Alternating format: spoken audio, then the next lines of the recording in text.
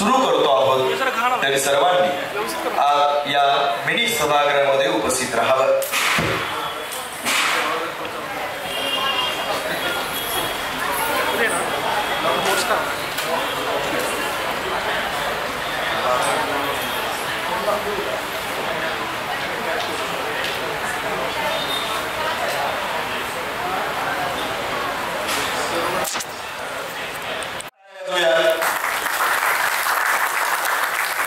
मी आमंत्रित करतो या कार्यक्रमाचे अध्यक्ष माननीय प्राचार्य डॉक्टर सुरेश कांबळे सर यांना. त्यांनी विचारमंचावरती स्थानापन्न व्हावं. तसेच या कार्यक्रमाचे प्रमुख पाहुणे माननीय प्राध्यापक किसनराव कुराडे सर ज्येष्ठ विचारवंत यांनाही आमंत्रित करतो की त्यांनी विचारमंचावरती यावं. समीक्षक, लेखक आणि मार्गदर्शक आदरणीय डॉक्टर अमर कांबळे सर यांनाही मी विनंती करतो की त्यांनी विचारमंचावरती स्थानापन्न व्हावं. आदरणीय डॉक्टर कपिल राजहंस सर, तसेच डॉक्टर प्रवीण कोडोलीकर सर, सनी गोंधळी सर, आदरणीय अनिल भमाणे सर, डॉक्टर शोभा साळके मॅडम आणि डॉक्टर मिनल राजहंस मॅडम या सर्व मान्यवरांना विनंती करतो की त्यांनी विचार मंचावरती स्थानापन्न व्हावं.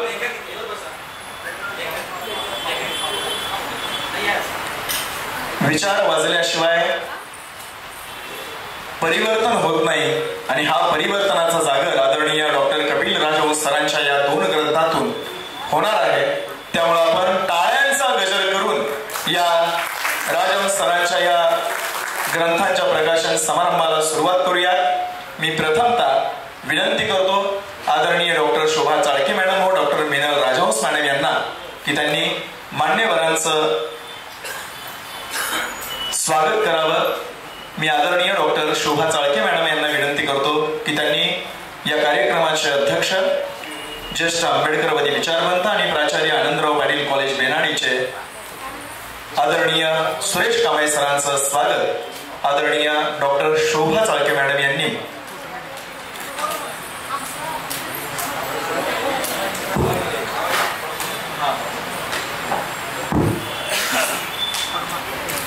टाळ्यांच्या गजरामध्ये आपण सुरेश कांबळे सरांचं या ठिकाणी स्वागत व सत्कार करूया. जोरदार टाळ्या.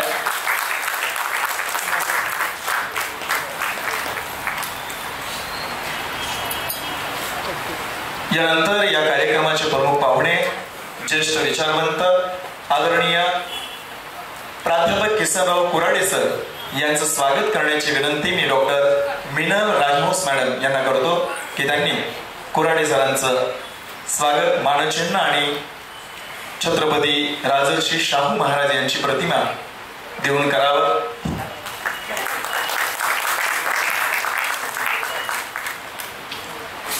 यानंतर मी पुन्हा चाळके मॅडम यांना विनंती करतो की त्यांनी डॉक्टर अमर कांबळे सर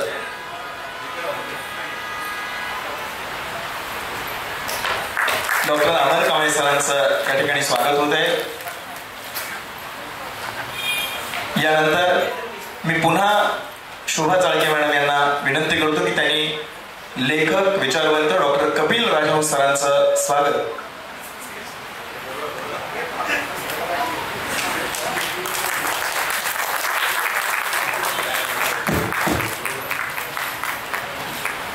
यानंतर आजी माजी विद्यार्थी कृती समितीचे संस्थापक आदरणीय डॉक्टर प्रवीण कोडोलीकर सर यांचं स्वागत करण्याची विनंती मी करतो डॉक्टर मिनल राजहंस मॅडम यांना. त्यांनी कोडोलीकर सर यांचं मानचिन्ह आणि राजर्षी छत्रपती शाहू राजे यांची प्रतिमा देऊन त्यांचं स्वागत करावं. टाळ्यांच्या गजरामध्ये आपण कोडोलीकर सर यांचं स्वागत करूया.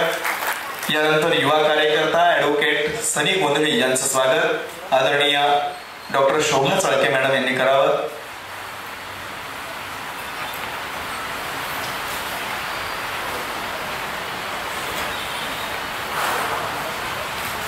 टाळ्यांच्या गजरामध्ये आपण गोंधळी सरांचं स्वागत करूया. यानंतर प्रकाशक आणि आंबेडकरी विचारवंत माननीय अनिल भमाणे सरांचं स्वागत आदरणीय डॉक्टर मिनल राजहंस मॅडम यांनी करावं अशी मी त्यांना विनंती करतो.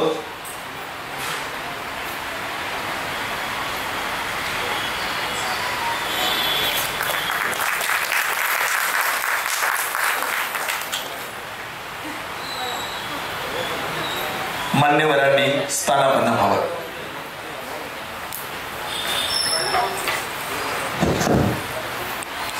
मिनल कपिल राजहंस मॅडम यांना की त्यांनी या प्रकाशन समारंभाचं तथा प्रकाशन सोहळ्याचं स्वागत व प्रास्ताविक करावं. Doctor Minal Rajhans madam. उपस्थित सर्व शाहूप्रेमी बंधू भगिनी, आज एका वेगळ्या आणि विलक्षण महत्त्वाच्या सोहळ्यासाठी आपण सगळे या ठिकाणी एकत्रित आलेलो आहोत. सर्वात पहिल्यांदा निमंत्रक म्हणून मी आपल्या सर्वांचे स्वागत करते. मुळात राजर्षी शाहू महाराज आणि डॉक्टर बाबासाहेब आंबेडकर यांच्यातला स्नेह कोण्या संशोधकांनी अभ्यासावा इतका जटिल नाही.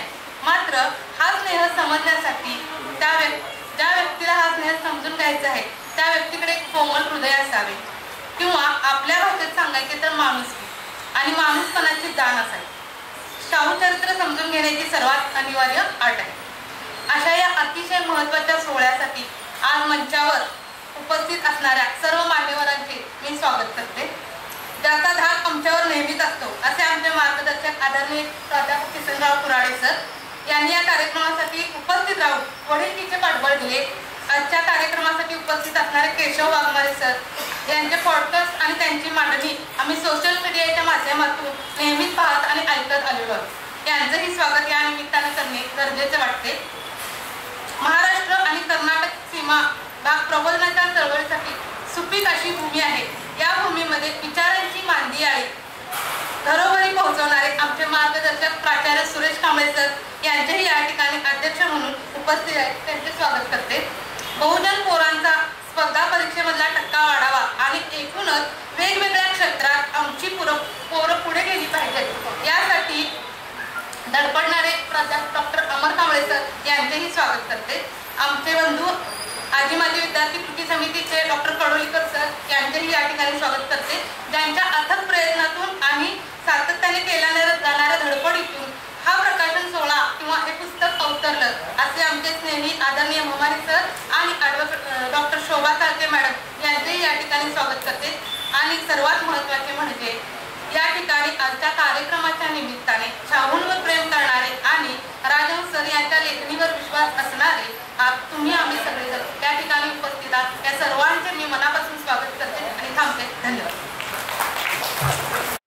विश्वरत्न डॉक्टर बाबासाहेब आंबेडकर आणि राजर्षी शाहू महाराज यांच्या विचारांवर आधारित यांच्या वैचारिक ग्रंथाचा हा सोहळा या ठिकाणी संपन्न होतो आहे.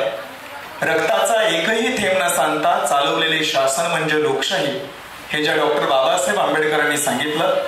आणि माझा बहुजन समाज हा मेंढरासारखा आहे, तो लांडग्याच्या कळपात जाऊ इच्छित नाही. हा विचार ज्या राजर्षी छत्रपती शाहू महाराजांनी दिला त्यांचा विचार अगदी महाराष्ट्राच्या कानाकोपऱ्यात आपल्या व्याख्यानाच्या माध्यमातून आदरणीय सरांनी संभाजी ब्रिगेड आणि आंबेडकरी चळवळीच्या माध्यमातून अनेकदा विचार आपल्या व्याख्यानातून पुस्तकात पोहोचवला. आणि पुन्हा एकदा सामाजिक समतेचे सैद्धांतिक आधार राजर्षी शाहू महाराज आणि डॉक्टर बाबासाहेब आंबेडकर परस्पर संबंध आणि architect of social justice doctor B.R. Ambedkar's contributions to Indian society या महत्वपूर्ण दोन वैचारिक ग्रंथाचा प्रकाशन समारंभ होत आहे. मी सर्वच श्रोत्यांना विनंती करेन, हा प्रकाशन समारंभ पूर्ण होईपर्यंत आपण टाळ्यांचा गजर करून या प्रकाशन सोहळ्याला आपण दाद द्यायचे आहे. सर्व मान्यवरांनी प्रकाशन सोहळ्यासाठी उभं राहावं. मी या प्रकाशन सोहळ्याच्या निमित्तानं मी विनंती करेन, यामध्ये राजवैभव शोभा रामचंद्र, ऋतुराज माने, मनजित माने तसेच सुरेश केसरकर साहेब, डॉक्टर दयानंद ठाणेकर यांनीही मंचावरती उपस्थित राहावं. या चळवळीमध्ये कार्यरत असणाऱ्या, चळवळीत कार्य करत असणाऱ्या कार्यकर्त्यांच्या मंगल हस्ते नंदकुमार गोंधळी सर जर असतील तर त्यांनीही विचार मंचावरती यावं. आणि आदरणीय प्राचार्य डॉक्टर सुरेश कांबळे सर, प्राध्यापक Kisanrao Kurade sir, doctor Amar Kamble sir, doctor Pravin Kodolikar sir, माननीय अनिल मामाणे सर, आदरणीय सलीम गोंधळी, आदरणीय Shobha Chalke madam, doctor Minal Rajhans madam आणि सर्व मान्यवरांच्या उपस्थितीमध्ये हा प्रकाशन सोहळा होतोय. मी मगाशीच सांगितलं, टाळ्यांचा गजर प्रकाशन सोहळा संपेपर्यंत आपण चालूच ठेवला पाहिजे.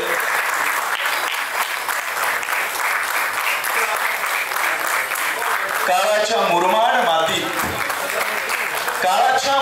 मातीत तू फिरवलास तुझ्या अफाट कर्तृत्वाचा नांगर आणि केलीस पेरणी आमच्या पिढ्यानपिढ्यांच्या समृद्ध भविष्याची. काळाच्या मुरमाड मातीत तू फिरवलास तुझ्या अफाट कर्तृत्वाचा नांगर आणि केलीस पेरणी आमच्या पिढ्यानपिढ्यांच्या समृद्ध भविष्याची. तुझ्या दूरदृष्टीचे पोवाडे आजही गाते इथली माती. माणसा माणूस केलेस तू शाहू राजा, तू आमचा आभाळा एवढा छत्रपती. शाहू राजा, तू आमचा आभाळा एवढा छत्रपती. या राजश्री छत्रपती शाहू महाराज आणि विश्वरत्न डॉक्टर बाबासाहेब आंबेडकर यांच्या जीवनावर आधारित असणाऱ्या आणि विचारांवर architect of social justice doctor B.R. Ambedkar's contributions to Indian society या महत्वपूर्ण 2 वैचारिक ग्रंथाचा प्रकाशन सोहळा या ठिकाणी संपन्न झालेला आहे. जोरदार टाळ्यांच्या गजरामध्ये पुन्हा एकदा कपिल राजहंस सरांचं या ठिकाणी आपण स्वागत करूया. अजून जोरदार टाळ्या. आणि यानंतर मी विनंती करतो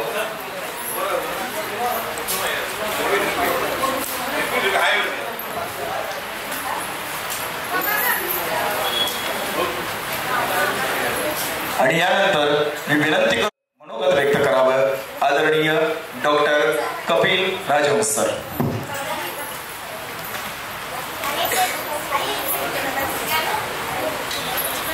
मूळनिवासी भारताच्या नागभूमीमध्ये विषमतेच्या विरुद्धचं जगातलं पहिलं आणि सगळ्यात प्रभावी जनआंदोलन ज्या महामानवानं उभं केलं ते तथागत गौतम बुद्ध.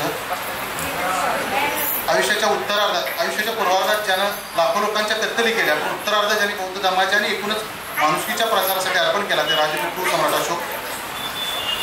कर्नाटकच्या आमच्या भूमीतून ज्यांनी विषमतेच्या विरुद्धचं आंदोलन पुढे चालवलं ते बसवण्णा.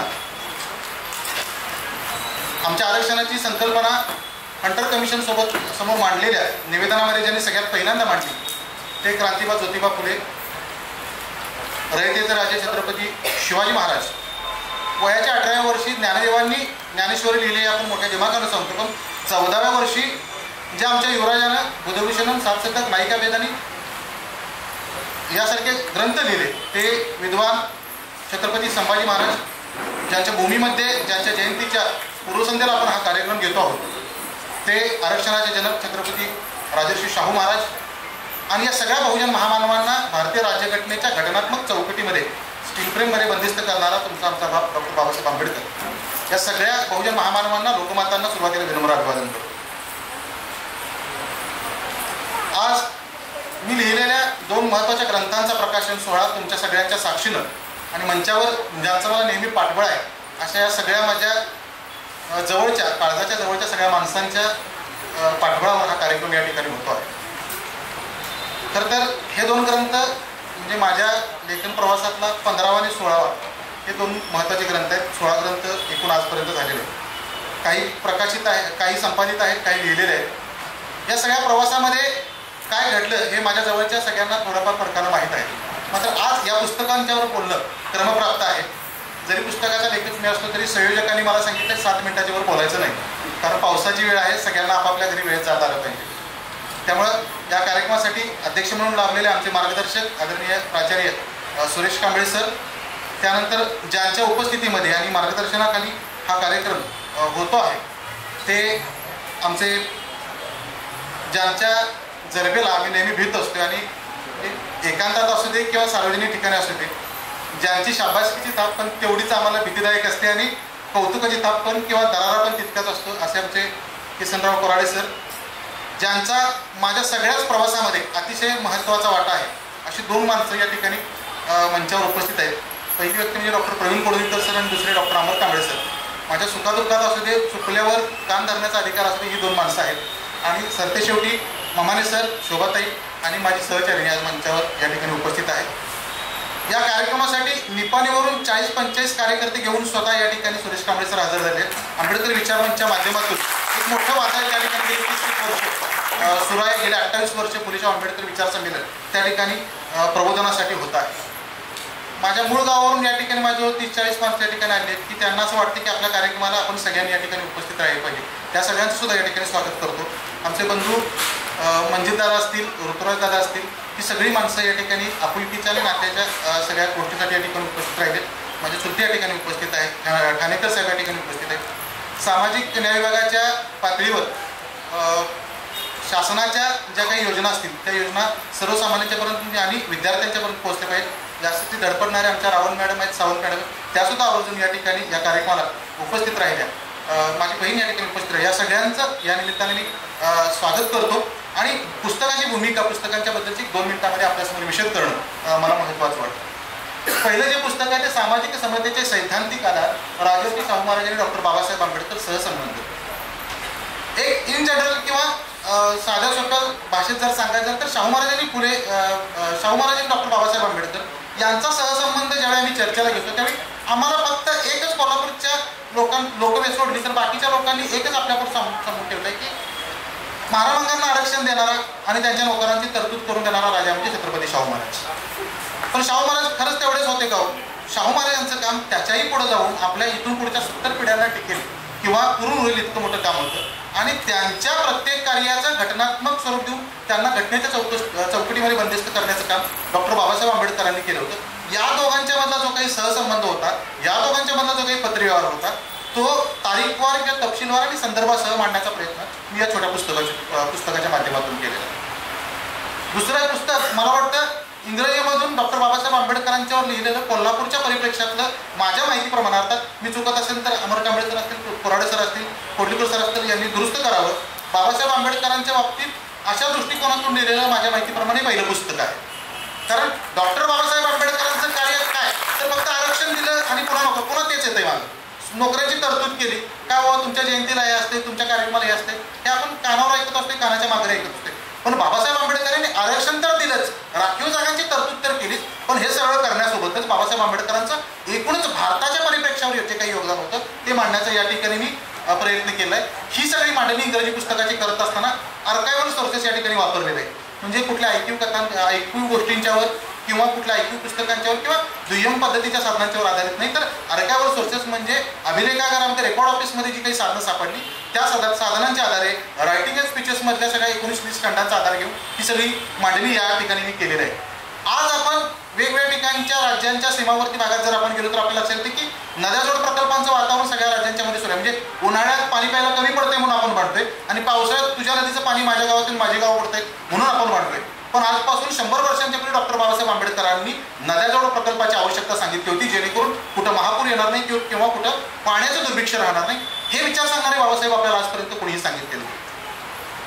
रिझर्व्ह बँकेची स्थापना केली हे आपण मोठ्या दिमागाला सांगतो, पण रिझर्व्ह बँकेची स्थापना करत असताना त्याचा जो मूळ ढाचा आहे म्हणजे भारतीय संविधानाचा ढाचा तर बाबासाहेबांनी मसुदा समितीच्या माध्यमातून लिहिलाच किंवा रचलाच, पण हे सगळं करत असताना रिझर्व्ह बँकेची स्थापना करण्यासाठी जी समिती आली होती त्या समितीला महत्त्वाचे संदर्भ पुरवण्याचं काम सुद्धा डॉक्टर बाबासाहेब आंबेडकरांनी केलं होतं. सावकारकीच्या पाशामध्ये कोल्हापूरसारख्या का पश्चिम महाराष्ट्रात ऊस पट्ट्यातला शेतकरी आज कितीही मोठा, ज्याचा 200 टन ऊस जातोय तो शेतकरी सुद्धा सोसायटीची लोक एकदा मार्च एंडिंगला किंवा सप्टेंबरमध्ये सुरुवात झाली की त्यांची अवस्था जी बघतो ती अवस्था व्हायला नको. बाबासाहेबांनी ही सावकारकी किंवा कोती पद्धत नष्ट झाली पाहिजे किंवा शेतकऱ्यांच्या मालाला हमी भाव मिळाला पाहिजे या दृष्टिकोनातून मला वाटतं बाबासाहेबांनी मांडणी केली होती. सगळंच मी सांगितलं तर पुस्तकात आपल्याला काय वाचायला मिळणार, म्हणून मी एक 2-4 गोष्टी आपल्याला या ठिकाणी सांगितल्या. पुन्हा एकदा आपण सगळे या ठिकाणी आलात आणि या ठिकाणी पुस्तकासाठी आणि शाहू महाराजांच्यावर प्रेम करण्यासाठी आपण सगळे या ठिकाणी उपस्थित राहिला. त्यानिमित्तानं आपल्या सगळ्यांचं स्वागत करतो. विद्यापीठातले सुद्धा माझे काही मित्र ज्यांनी माझा संघर्षाचा कालखंड पाहिला ते सगळे मित्र सिद्धूसारखे या ठिकाणी उपस्थित आहेत, या सगळ्यांसुद्धा या ठिकाणी स्वागत करतो आणि पुढची सूत्र मी वैभव सरांची करतो. धन्यवाद. जय भीम, जय भारत. धन्यवाद सर. यानंतर मी डॉक्टर अमर कांबळे सरांना विनंती करतो की त्यांनी मनोगत व्यक्त करावे.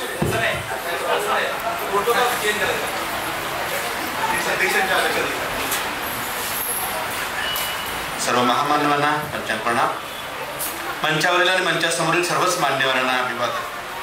आज माझे सन्माननीय सन्मित्र, आमचे बंधू, इतिहासाचे संशोधक आणि अभ्यासक वैचारिक लेखन करणारे या परिसरातलं एक महत्त्वपूर्ण नाव म्हणजे कपिल राजहंस यांची 2 पुस्तकं आज प्रकाशित होत आहेत। या प्रकाशन सोहळ्याला आवर्जून आजच्या कार्यक्रमाचे अध्यक्ष जे माझे गुरु डॉक्टर अच्युत माने आहेत, त्यांच्या सगळ्या परिसरामध्ये वाढलेले त्यांच्या नावावर पण चळवळीला सीमा भागाचं योगदान देणारे सुरेश कांबळे सर, आमच्या सर्वांचेच मार्गदर्शक कुराडे सर, माझे बंधू प्रवीण सनी आणि दोन्हीकडे 2 बसलेले आमचे आधारस्तंभ म्हणजे प्रकाशक एक प्रकारचे, त्यांच्यामुळे हे काम पुढे जात आहे। आणि सगळ्यांचा सूत्रधार आपल्याला माहिती आहे, ज्याचं नाव अखंड कोल्हापुरात आणि शाहू स्मारकला एकदा तरी दिवसभरात ते येतेच, बाकी सगळ्यांनाच नावं घेता येतील। आज इथं मगाशी मी राजीव सरांना विचारतोय, सर राजीव सर त्याला बसू द्या, तर ते आर्मीच राजीव सर आहे, नाही म्हटलं मला राजवैभवचं नाव घ्यायचं होतं मला बसू, तर राजवैभव इथं आहे। मी सगळ्यांचंच मनपूर्वक स्वागत करतो, मला अभिमान आहे, आनंद आहे या 2 गोष्टीचा की आज या ठिकाणी इंग्रजीमधून डॉक्टर बाबासाहेब आंबेडकरांचं पुस्तक कोल्हापुरात येतं। मी नेहमी म्हणतो शिवरायांचा स्वाभिमान, महात्मा फुलेंचं शिक्षण, शाहूंचं आरक्षण आणि बाबासाहेबांचं कायद्याचं संरक्षण तुमचं आमचं जिनं उन्नत करणार आहे। आणि हे उन्नत करणारं जिनं जगभरामध्ये पोचवायचं असेल, आपल्या माणसाच्या मेंदू मंदिरामध्ये पोचवायचं असेल, आपल्या सगळ्यांना अधिक सुजलाम सुफलाम करायचं असेल, आपलं वैचारिक जीवन म्हणजे आपलं कौटुंबिक सुख आणि स्वास्थ्याचं जीवन आता चांगलं चाललंय, पण वैचारिक सुख स्वास्थ्य जर हवं असेल तर आपलाच मेंदू आपल्याच झाडावर सुखानं व्यवस्थित जगवायचा असेल तर आपल्या मेंदूला आपणच दिशानिर्देश दिले पाहिजेत, कुणाच्याही हातचं भावलं न होणं आणि कुणाच्याही व्यवस्थेच्या खाली बैल जाणं, यासाठी आपल्या झाडावर आपलाच मेंदू आपण कधी चुस्त करू त्यासाठीचं वैचारिक खाद्य पुरवणारी 2 पुस्तकं आज आहेत। मी या 2 पुस्तकाप्रती प्रत्येक प्रती 10 प्रती मी आज विकत घेतो आहे, आपणही घ्या। मी या पुस्तकाला शुभेच्छा देतो। धन्यवाद।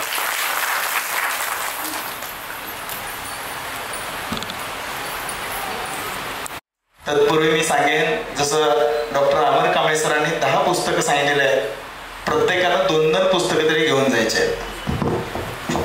बरं झालं, माझं काम वैभवनं केलेलं आहे।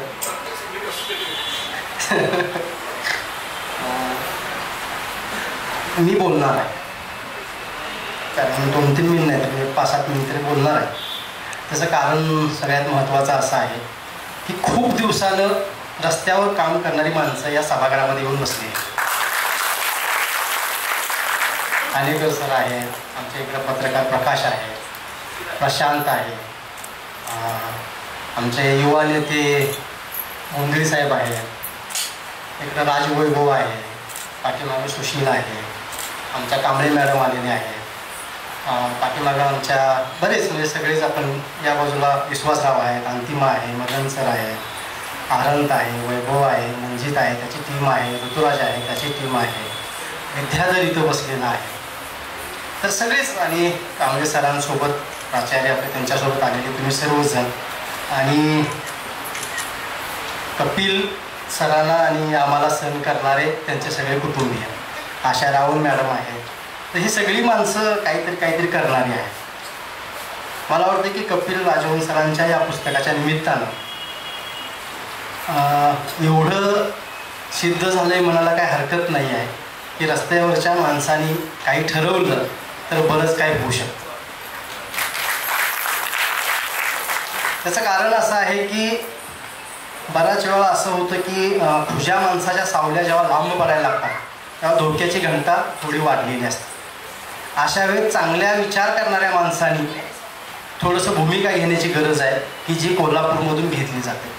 मी मंजित असेल ऋतुराज यांचे आंदोलन आम्ही बघतोय सारखं, सतत काहीतरी धडपडणारे लोक आहेत। पाठीमागं सुशील आहे, निलेश बसलेला आहे, सुशील मागा म्हटला होता की मीच बुद्धिस्ट आहे, तू कसला बुद्धिस्ट, हे असे पण आमचे वाद बऱ्यापैकी चालू असतात। पण त्याला मी सांगितलं की मी प्रतिकात्मक बुद्धिस्ट नाही तर मी व्यवहारात जगणारा बुद्धिस्ट माणूस आहे। हे जे सगळं चालू आहे हे अगदी आम्ही एकमेकाला हे बोलणारे, पण सगळ्याच विचार प्रक्रियेमध्ये जेव्हा समाज अडचणीत येतो आणि आज सांगायला पाहिजे की बऱ्यापैकी आपण अडचणीत आलो, एका प्रतिक्रांतीच्या उंबरठ्यावरती येऊन उभा राहिलेलो आहोत। म्हणजे माहीत नाही आहे की पुढच्या पिढीचं काय होणार आहे, अशा एका काळामध्ये आपण जगतो आहोत। तरी पण आपल्यातले काही लोक तिकडेही दिसतात इकडेही दिसतात, अशा वेळेस पण तिकडली माणसं इकडे कशी येतील याचा प्रयत्न करणारा हा एक वेगळा कार्यक्रम आहे। कारण ही 2 पुस्तकं एका वेगळ्या घटनेची पुस्तक आहे.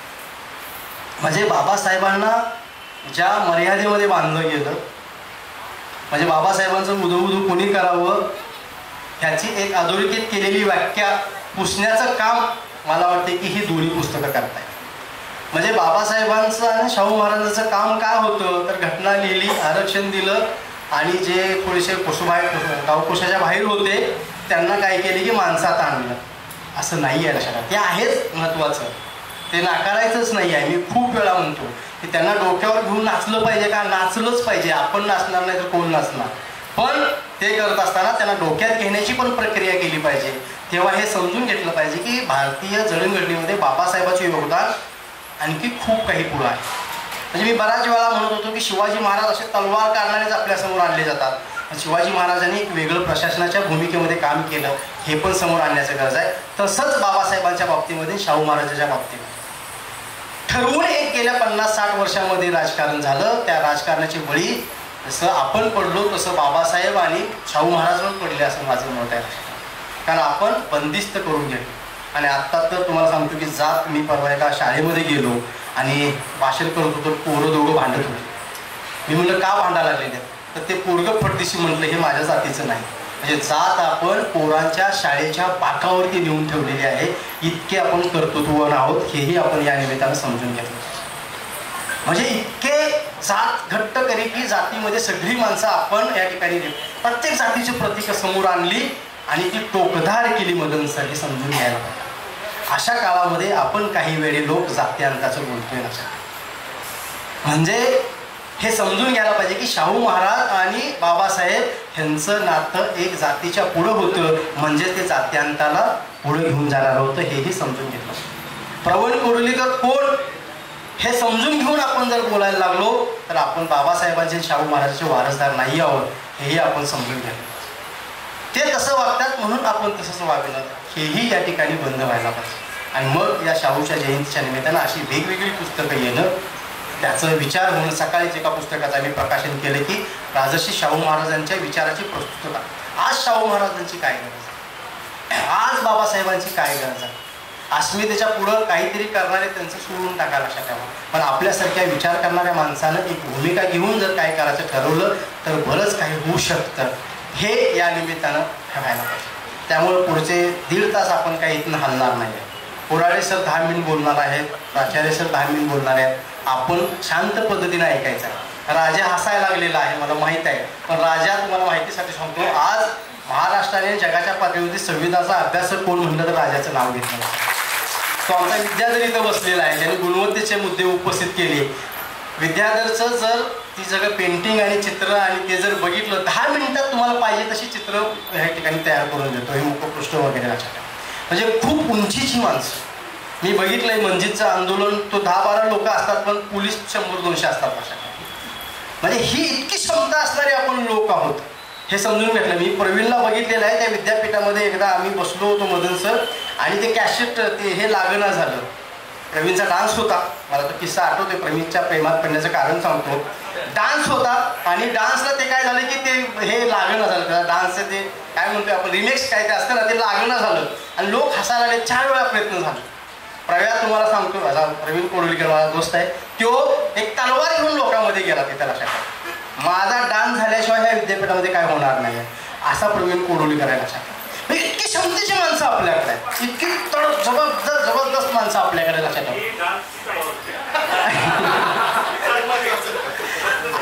नाही पण मला सांगायचं आहे काय माहिती आहे का, अरे अख्खं 3000चं सभागृह शांत बसलो होतं. शोभा त्याची साक्षीदार आहे. 3000चं सभागृह, कुलगुरू हल्ला नाही तिथनं लक्षात ठेवा. म्हणजे इतक्या क्षमतेची सगळी माणसं आपल्याकडे आहेत आणि ती आज या प्रकाशन समारंभाला उपस्थित आहेत. कपिल सर खूप योगायोग चांगला आहे. कपिल सरांना सहन करणं फार अवघड आहे लक्षात ठेवा.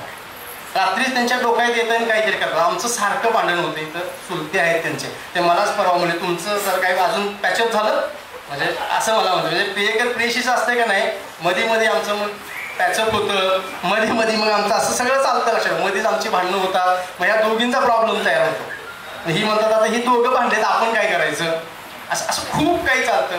पण मी इतकंच सांगतो या निमित्तानं आम्ही जिवंत आहोत त्याचं कारण फुले शाहू आंबेडकरच्या चळवळीमध्ये आजही आम्ही जेवढं जमत तेवढं कॉन्ट्रीब्युशन देण्याचं काम करतो. काय टिकणार आहे तर आत्ताच्या परिस्थितीमध्ये तुम्ही शांत न राहता कोणाची तरी बाजू घेऊन, भलेही त्या बाजूला जावं, आपण बाजू घ्या. लक्षात आमचं काही मत नाही आहे, आम्हाला एवढं तर कळलं की हा आमचा शत्रू आहे, हे समजून घ्या. आमच्याकडे आला तर स्वागतच आहे. आमच्याकडे येऊन नवं काहीतरी करण्याची खूप गरज आहे. कारण कधी नाही ती देश एका फुटीत त्याच्या उंबरठ्यावरती उडून थांबला. सगळ्यांची पोरं पळवायचं चाललेलं आहे, सगळ्या तत्वाचा गोंधळ झालेला आहे. मी बऱ्याच वेळा आमच्या चळवळीतल्या सगळ्या लोकांना म्हणत असतो, मंजित वगैरे येत आहेत, तुम्हाला माहीत असेल की शिवसेना, काँग्रेस, राष्ट्रवादी आणि किती टोकाचे विरोधक असणारे जर सत्तेसाठी एकत्र येत असतील तर आमच्यात कसले वाद आहे, काय सुशील, काय आहेत वाद आपल्याला. तरी आम्ही ते काय आमच्या कायच नसते, तरी पण आपण बेदरकार पद्धतीनं वागतो. मला वाटतं की या पुस्तकाच्या निमित्तानं शहाणपणा काहीतरी घ्यायचा प्रयत्न करूया, पुढं जाऊया. मला माहीत आहे की हे गंभीर चिंतन आहे. तो आमचा निलेश काहीतरी सतत धडपडतोय लक्षात ठेवा, त्यामुळं तो मला आवडतो. कारण काम करणारी माणसं ही खूप महत्त्वाची असतात, त्यांना आपण जपलं पाहिजे. 2-3 गोष्टी करूया. एक, किमान सोबत राहायचा विचार करूया. नाही जमलं सोबत, त्याच्या विरोधात राहायची भूमिका घेऊ नका. तेही नाही जमलं, शांत बसूया, किंवा माझा होता कधीतरी असं तरी म्हणूया. असं काहीतरी करून मला वाटते की हे जे काही सगळं बिघडलेलं आहे ते चांगलं चांगलं करण्याची जबाबदारी जी काय ते आपण पार पाडूया. ही 2 पुस्तकं फार महत्त्वाची आहेत. एक नवा दृष्टिकोन देणारी आहे, एक नवी भूमिका घेणारी आहे, आणि शाहूचं आणि बाबासाहेबांचं जे काही परस्पर संबंध होतं ते एका नव्या पद्धतीनं अधोरेखित करणारी पुस्तक आहेत. लक्षात ठेवा, हे या निमित्तानं समजून घ्या. पुस्तकं जाताना घेऊन जावा. आम्ही एक परंपरा सुरू केली आहे. पुराणे सर, परवा या ठिकाणी आमच्या एका मित्रांची आई एक्सपायर झाली आणि मग काय करायचा असा प्रश्न पडला होता. पुरोगाम्यांची खूप अडचण होते. तर काहीही न करता आम्ही गावातल्या 200 लोकांना पुस्तकं दिली. लक्षात, म्हणजे या ठिकाणी पण पुस्तकं पोचली पाहिजे. हार, पुष्प, गुच्छ देण्याऐवजी या शाहू जयंतीला किमान मी एक पुस्तक घेणार, किमान मी एक पुस्तक वाचणार आणि किमान मी एक पुस्तक भेट देणार. एवढं जरी करू शकलो तरी मला वाटते की शाहू जयंती केल्याचं आपल्याला समाधान वाटेल. लक्षात ठेवा, कारण तुम्हाला माहीत आहे की शाहू महाराजांचं योगदान खूप मोठं आहे. हे या पुस्तकाच्या निमित्तानं आलेलं आहे. आपण सर्वजण आलात, मोठ्या संख्येनं आलात. गेली 10-12 दिवस झाले आमची सगळी धावपळ चालू होती की कोण कोण येणार. पण मी अगदी अभिमानानं सांगतो, कपिल राजवंश सरांनी ज्यांना ज्यांना फोन केला ते एकटे न येता 3-3, 4-4 लोक इथं आले. त्यामुळं तुमच्या सर्वांचं स्वागत. निर्मिती आम्ही सगळे काय काय करतोय तुम्हाला सगळ्यांना माहीत आहे. लक्षात ठेवा, आणखी याची गती वाढवूया, पुढं जाऊया. माझ्यासोबत मंचावर असणाऱ्या डॉक्टर कपिल राजवंश मॅडम आणि प्राध्यापक डॉक्टर ॲडव्होकेट शोभा मॅडम या पुस्तकाच्या प्रकाशक आहेत. मी प्रकाशक नाही आहे, मला पाहुणा म्हणून बोलवलंय, पण काय होतं आपला शिक्काच मोडत नाही ना, आपल्यावर शिक्काच आहे, आपण प्रकाशकच आहोत. असंच सगळं आहे. लक्षात ठेवा, काही जर झालं अनिल मामाने प्रकाशक, तर मगापासून मी त्याला सांगत होतो अरे मी प्रकाशक नाही आहे आता या पुस्तकाचा. ह्या पुस्तकाच्या प्रकाशक या दोघी आहेत, त्यामुळे त्या दोघींनी हे पुस्तक प्रकाशित केलेलं आहे. कारण त्यांना म्हणजे कपिलला माझ्यावर विश्वास नव्हता की हे पुस्तक प्रकाशित करेल की नाही. काय केलं ना, सारखं पॅचअप होतंय, पुन्हा ब्रेकअप होतंय, पुन्हा पॅचअप होतंय, पुन्हा ब्रेकअप होतंय. त्यामुळे त्यांना आयडिया केली की पुस्तक तयार करून देतानाच या दोघींचं नाव प्रकाशक म्हणून टाकलं. मला झकमारा छापायला लागलं, कारण माझ्याजवळ पर्याय नव्हता. लक्षात ठेवा, कारण ह्या दोघी एक असल्यामुळं तर आपल्या नवऱ्यासोबत देखील उभा राहूया. मॅडम इथं आलेले आहेत. प्रवीण कोडुलीकर सरांचा किती त्रास होत असेल आम्हाला माहीत आहे, कारण सारखं हेच ना, दुसरं काही नाहीच आहे. परंतु आपल्या नवऱ्याला जपणं आणि नवऱ्यानं आपल्या बायकोला एक जीवनसाथी, प्रिय मैत्रीण म्हणून जपणं हेही तितकंच महत्त्वाचं आहे. एक चांगलं ऋणानुबंध, एक चांगला संदेश, चांगला मेसेज द्यायचा आपण प्रयत्न करूया. पुराणे सर एक पुस्तक लिहायला लागलेले आहे आणि त्यात असं लिहिलंय की पत्नी पीडित पुरुष आणि पुरुष काय पत्नी पीडित पुरुष आणि पती पीडित पुरुष दोघांनी पण आत्महत्या कशी केली असे एक पुस्तक लिहिले. त्याचा प्रकाशक पण मीच आहे. लक्षात, म्हणजे काय लय भारी काहीतरी प्रकरण सुरू आहे. 6 जुलैला त्यांच्या एका पुस्तकाचं प्रकाशन होतं आहे की स्वयंभू यशवंतराव घाडगे म्हणजे शाहू महाराज, जर संस्थानिक शाहू महाराज झाले नसते तर भारताचं स्वातंत्र्य 20-30 वर्ष अगोदर आलं असतं. त्याचाही प्रकाशन समारंभ 6 जुलैला याच सभागृहात आहे. त्यालाही आपण या. बोलत राहू, चर्चा करू आणि नवं काहीतरी घडण्याचा प्रयत्न करू. पण प्रकाशक म्हणून मी सांगतो की जाताना पुस्तके घेऊन जावा, ही खूप महत्त्वाची गोष्ट आहे. धन्यवाद. आणि वक्ता म्हणून मी आवाहन करायला लागलो या. धन्यवाद सर. शोभा मॅडम, तुमच्या पाहुण्याने मला फक्त 7 मिनिटे दिली होती. पाहुणा आहे ना तो, प्रकाशक नावा. आज समजलं मला चाळके मॅडमचा पाहुणा आहे म्हणून. अजूनपर्यंत माहीतच नव्हतं मला. ठीक आहे, असू दे, चांगली आहे जोडी. अतिशय महत्त्वाच्या, गंभीर आणि समाजाला आवश्यक असलेल्या विषयावर आमच्या नंतर जन्माला आलेल्या पिढीतल्या प्रतिनिधी, आमच्या नंतरच मग किती वर्ष होय त्याचं, 39, म्हणजे माझ्या नंतर 41 वर्षाने जन्माला आहे. त्यामुळं मी आमच्या पिढीनंतरचे लेखक म्हणतो. मग हे कसं काय झालं असं? 40 वर्षानंतर जन्माला येऊन सुद्धा हे 82 वर्षाचा आहे तर याच्या एक बी केस केलेलं नाही, आणि 40 वर्षाचा आहे तर याच्या एक बी केस दिसत नाही.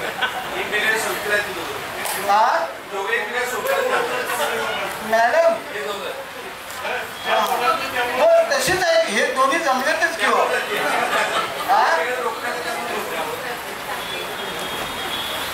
बर ठीक आहे, असू दे. जरी डोक्यावर केस नसलं तर डोक्यात मात्र दोघांच्याही मेंदू आहे, चांगला आहे, अगदी चांगला मेंदू आहे. कारण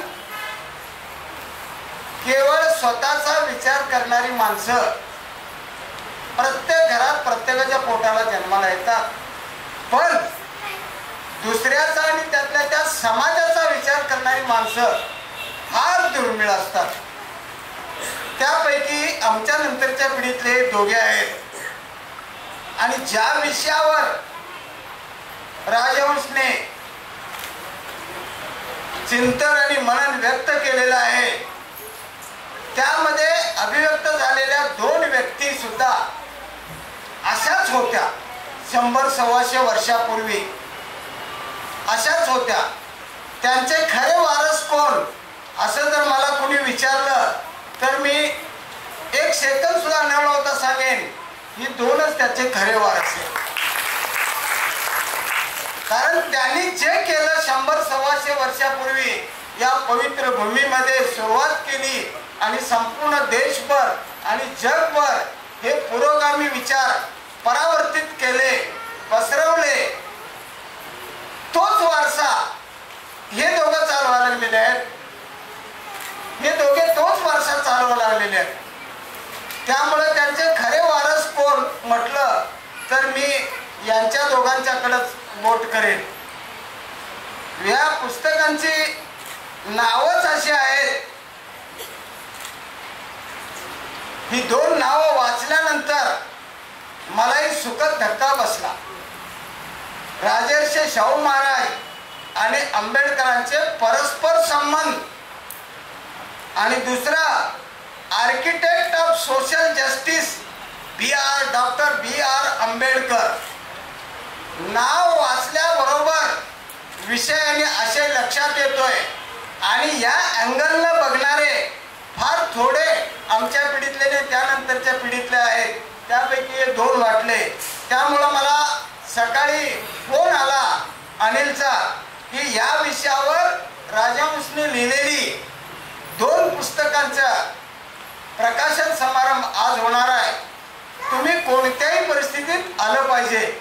म्हणून मी गडिंग्लजहून इथं आवर्जून हजर राहिलो.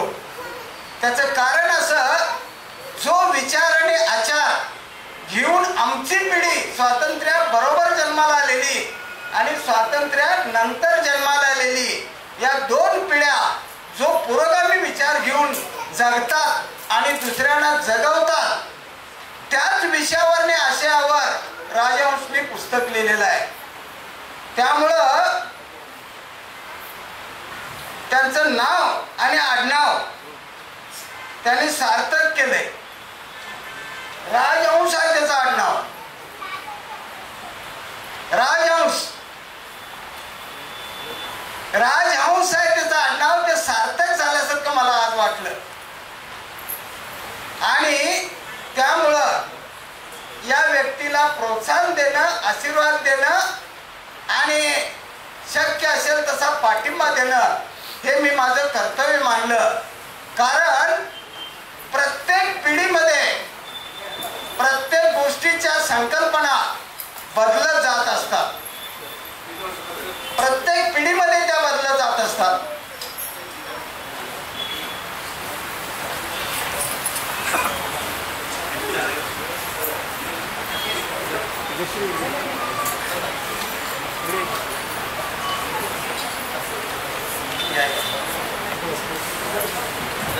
रिपब्लिकन पक्षाचे कोल्हापूर जिल्हा अध्यक्ष, कोल्हापूर जिल्ह्याचा बुलंदाबाज उत्तमदादा कांबळे यांचं आगमन या ठिकाणी झालेलं आहे.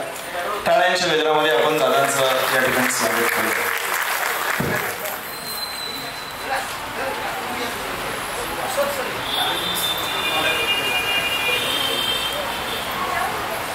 उत्तमजी तुमचं स्वागत मनापासून करतो. तिथनं बाहेर गेल्यावर व्यासपीठ तुमची माझी वेगवेगळी असतात. पण इथं ज्या विचारानं आपण सगळे प्रेरित झालेले आहोत तो विचार मात्र तुमचा माझा सगळ्यांचा एकच आहे. फुले शाहू आंबेडकरांचा तो विचारणे आचार, तो विचार पुढच्या पिढीकडं पोहोचवण्याची जबाबदारी नियतीनं आपल्या पिढीकडे दिलेली आहे. आणि ते आपापल्या परीनं पार पाडणं हे आपलं परम पवित्र कर्तव्य आहे. हे राजहंसने पार पाडलेलं आहे आणि सुरू केलेलं आहे. हे पुस्तक वाचल्यानंतर मला अक्षरशः अनेक सुखद धक्के बसले. पहिला असा की ज्या आकार आणि हे सगळं या पुस्तकांचं आहे ते एक लेखक म्हणून मला खूप अपील झालं. 50-60 पुस्तकं लिहिलेला मी एक लेखक आहे, परंतु 700 पानाचे कादंबऱ्या लिहायची मला सवय लागलेली होती. यांच्या संगतीत आलो आणि शॉर्ट बट स्वीट जो महामने मम्माने शॉर्ट बट स्वीट असं लिहायला सांगितलं. आणि त्यावेळेपासून गेल्या 10 वर्षात मग मी लहान पुस्तकं लिहायला लागलो. आणि आज मला वाटलं की हे बरोबरच आहे, कारण मोठमोठे ग्रंथ वाचणाऱ्यांची संख्या समाजात फार कमी असते आणि ती कमी होत चाललेली आहे. पण असे सहज 2-3 तासात पूर्ण होणारे पुस्तकं, आशय आणि विषय मोठा पण कमीत कमी शब्दात जास्तीत जास्त मोठा आशय आणि विषय समाजासमोर मांडण्याचं काम हे साधं सुद्धा नसतं. हे काम एरिया गबाळ्याचं तर निश्चित नसतं. पण हे राजहंसने हे सिद्ध केलंय की त्यांच्या लेखणीमध्ये आणि त्यांच्या विचारामध्ये असे कमीत कमी शब्दात जास्तीत जास्त आशय आणि विषय व्यक्त करण्याची ताकद त्यांच्यामध्ये आहे. नाव बघितल्यानंतर वाटतंय अरे याच्यावर अनेक PhD झाल्या, अनेक जणांनी या विषयावर PhD मिळवल्या आणि अजूनही पुढे मिळवणारच आहेत. ही 2 व्यक्तिमत्व अशी आहेत. आपण फार सुदैवी आहोत की आपल्या गत इतिहासात, ज्ञात इतिहासाचा आढावा घेत असताना 20व्या शतकामध्ये 19व्या शतकामध्ये हे 2 महापुरुष इथं जन्माला आले. या महाराष्ट्रामध्ये आणि विशेषतः या कोल्हापूर परिसरामध्ये हे 2 महापुरुष जन्माला आले आणि त्यांनी आपल्या देशाचाच नव्हे तर जगाचा इतिहास घडवला. आणि तो घडवत असताना ज्यांनी तुमच्याने आमच्या पूर्वजांनी हजारो वर्षे मक्तेदारी निर्माण करून 2.5% 97% वंचित ठेवलेलं होतं. म्हणजे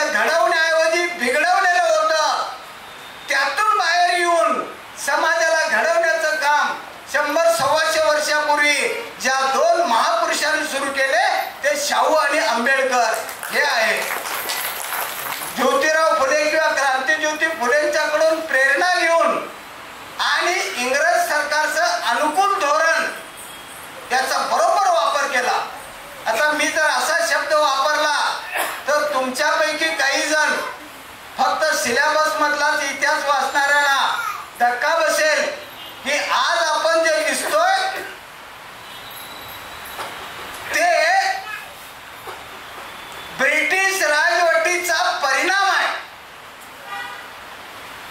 आपल्या मनावर बिंबवण्यात आलंय. इंग्रज आले, त्यांनी पिळलं, त्यांनी छळलं, त्यांनी अमकं केलं.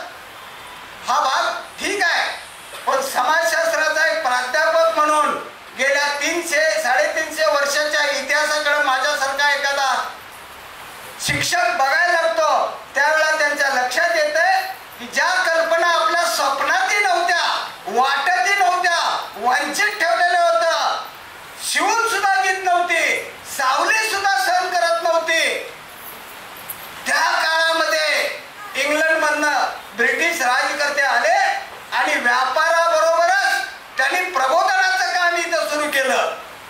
कुणी दिलं लोकशाहीचं वरदान ताई? लोकशाही, राजेशाही आणि हुकुमशाहीच्या ऐवजी पर्याय म्हणून लोकशाही कुणी दिली? या प्रश्नाचं उत्तर राजहंस तुम्ही नेहमी शोधलं पाहिजे आणि पुढच्या पिढीला सांगितलं पाहिजे. शिक्षणापासून आपल्याला वंचित ठेवलेलं होतं का नाही हजारो वर्ष? तुम्हाला तर ठेवलंच होतं महिला जमातीला, आम्हालाही तसंच ठेवलं होतं. पण खुल्या शिक्षणाचा धाडसी निर्णय कुणाच्या काळात घेतला गेला? इंग्रजांच्या.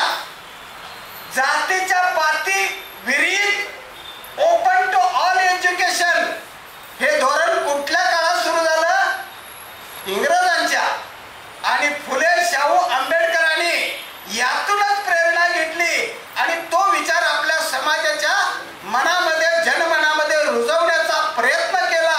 म्हणून आज आपण इथं सगळी दिसतोय. फार सुंदर लिहिलंय ना, अगदी थोडक्यात, परंतु जे पाहिजे ते सुंदर लिहिलंय. म्हणून तुम्ही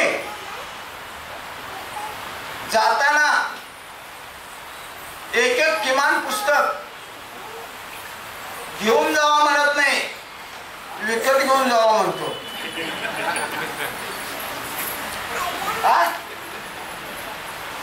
दोघं जण हसायला लागल्यात बघा.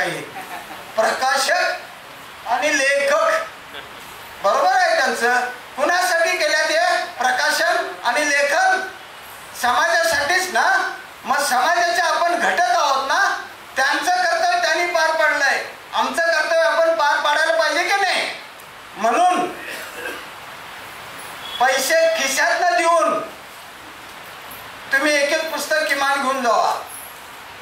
त्याला किती घेतलं म्हटलं तो? 10 म्हणजे 20. त्याला 5 गुण. मी 5 घेतो, 50 घेतो, 25 पुस्तकं मी घेतो. लक्षात आलं की नाही? आणि नुसतं ती घेत नाही, जाताना मी लिहिलेली 25 पुस्तकं याच्याकडे देऊन जातो आणि ती फुकट देऊन जातो. ह्याच्याकडनं घेताना 25 विकत घेतो आणि त्याच्याकडे देताना 25 फुकट देऊन जातो. स्वतः लिहिलेली आणल्या ती कुठे आहेत रे? त्या सगळ्यांच्या साक्षीनं, नाहीतर मास्तर थापा मारते म्हणतील. 25 देतो मी पुस्तकं. कुणाला वाटतंय त्याला अलीकडे एक व्यसन लागलंय? शोभा वहिनी, जरा फार व्यसन करू नको ना, वाद जाईल आणि मग नंतर त्याला वाचवणं अवघडून बसल. इतरांना वाचवायला जाऊन स्वतः वाचणार नाही. पण तो सुरू केलाय, फुकट वाटतंय सगळ्या महाराष्ट्रावर. मग मी असं ठरवलं इथून पुढं मी लिहिलेल्या पुस्तकापैकी निम्मी पुस्तकं याला फुकटच द्यायची. आणि ह्यो प्रकाशित करणार असेल तर ह्याच्याकडनं निम्मी घ्यायची, पण विकत घ्यायची, पैसे देऊन घ्यायची. हा चालतंय काय? राजवंशा साक्षीने सांगायला लागलोय. हा ठराव झालाय. बर 6 तारखेला पुस्तक शाहू महाराजांच्या वरच एक पुस्तक प्रकाशित करणारच म्हणून तराटने तिला परवायला फोनवरनं कर काय करायचं ते भाऊ सांगितलं. आणि आता तो 6 तारखेला करणार आहे. याच विषयावरचं राजहंस सर तुमचं जसं शीर्षक आहे तसं आता अनिलने सांगितलं त्याप्रमाणे त्या पुस्तकाचं शीर्षक काय माहिती आहे काय? स्वयंभू यशवंतराव घाटगे. स्वयंभू यशवंतराव घाटगे संस्थानिक शाहू महाराज झाले नसते तर, पुस्तकाचं नाव आहे. कुठल्या अर्थाने घ्यायचं ते ज्याचं ते घेतील, पण मला जाणवलेले पुरावे शाहू महाराजांच्या आयुष्यातल्या जन्मापासूनचे आणि त्यानंतरच्या आजपर्यंतचे पुरावे देऊन मी त्यात मांडणी केलेली आहे. राजहंस काय माहित आहे काय? आता अनिलने मगाशी सांगितलं की जर शाहू महाराज हे यशवंतराव घाटगे म्हणूनच राहिले असते, स्वयंभू यशवंतराव, तर त्यांनी त्या काळामध्ये या शतकाच्या सुरुवातीच्या गेल्या शतकाच्या सुरुवातीच्या काळामध्ये म्हणजे 125 वर्षापूर्वी भारताच्या स्वातंत्र्य लढ्याचं नेतृत्व सट्टू मारून केलं असतं. तेवढी ताकद त्या माणसामध्ये होती, बुद्धिमत्ता होती, वैचारिक ताकद होती, सगळं होतं. पुराव्यानिशी मी त्याच्यात मांडणी केलेली आहे. पण दुर्दैव तुमचं, आमचं, त्यांचं आणि देशाचंही अपघातानं काय 12 मिनिटं झाली. बघितला? अरे बाबा मी मास्तर आहे. एकदा व्यासपीठावर चढल्यानंतर समोर बसलेल्यांच्या बाला सुद्धा ऐकत नाही. हा गाडी कुठली कशी जाईल? ड्रायव्हर इथं असताना गाडी आपोआप जाईल? हा कशी जाईल का गाडी मला घेतल्याशिवाय? एक मुद्दा असा होता की शाहू महाराजांच्याकडे बघण्याचा जो अँगल वेगवेगळ्या दृष्टीने, यांचा एक अँगल त्यांचा प्रत्येकाचा वेगळा असतो. माझा अँगल असा आहे की तो स्वयंभू जर फक्त यशवंत घाटगे म्हणून राहिला असता तर गोखले, रानडे, टिळक, गांधी आणि मोतीलाल नेहरू यांच्या पिढीतला तो खमक्या कोल्हापूरचा शट्टू मारून स्वातंत्र्य चळवळीत उतरला असता तर भारताचं स्वातंत्र्य 47 ऐवजी 17लाच त्यानं आणलं असतं पहिल्या महायुद्धाच्या काळात. तेवढी ताकद आणि लिडरशिपच्या सगळं गुण त्या व्यक्तीमध्ये, नेतृत्व, कर्तृत्व, वक्तृत्व सगळंच होतं. 5 भाषा फ्लुएंटली बोलणारा तो खवण्या होता. आणि त्याच्याच वाड्यात जन्माला आलेली त्याच्याबरोबरची गोखले, रानडे ही सगळी 3-4 जण पुढे गेली, पार्लमेंटला गेली इंग्लंडच्या. याने पार्लमेंटचा फॉर्म भरल्याबरोबर शाहू महाराजांना ब्रिटिशांना धक्का बसला. शो उतरला की सगळे 700 संस्थानिक उतरतील, मग आपलं कसं होईल? म्हणून त्यांनी कायदा केला, कोणत्याही संस्थानिकानं निवडणूक लढवायची नाही. भारतातली पहिली निवडणूक होती ती. आणि जर लढवली तर संस्थान खालसा करून त्याला तुरुंगात टाकू. त्यामुळे 1919 साली यशवंतराव घाटगे उर्फ शाहू महाराज यांचा नाईलाज झाला. कारण ते संस्थानिक म्हणून 700 संस्थानिक म्हणजे इंग्रजांचेच बांधिलकी करणारे नाईलाजानं त्यांना अर्ज मागं घ्यावा लागला. नाहीतर त्यावेळेला जर इंग्लंडच्या पार्लमेंटमध्ये हा खवण्या गेला असता तर नक्की सांगतो पहिल्या महायुद्धाच्या काळातच आपला देश स्वतंत्र झाला असता. पुराव्यानिशी मी मांडलंय. कांबळे साहेब पाहिजे तर निपाणी आणि गडिंग्लज काय जास्त अंतर नाही. या एकदा दाखवतो, बसूया एकदा आपण. हा बसूया आणि आपण या दिशेने विचार करून पुढच्या पिढीला नवीन दिशा देऊया. ते काम आता या राजहंसने केलेलंच आहे. त्यामुळं त्याच पद्धतीने आपण जाऊया. कारण एक आहे, आता फार प्राप्त परिस्थितीवर बोलायचं नाही असं अनिलनं सांगितलंय. फक्त पुस्तकावरच बोला.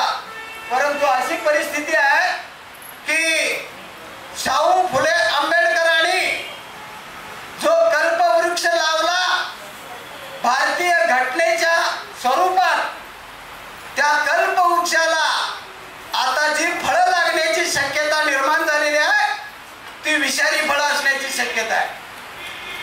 ही विषारी फळं टाळायची असतील, लोकशाही टिकवायची असेल, नीतीनं दिलेल्या जगात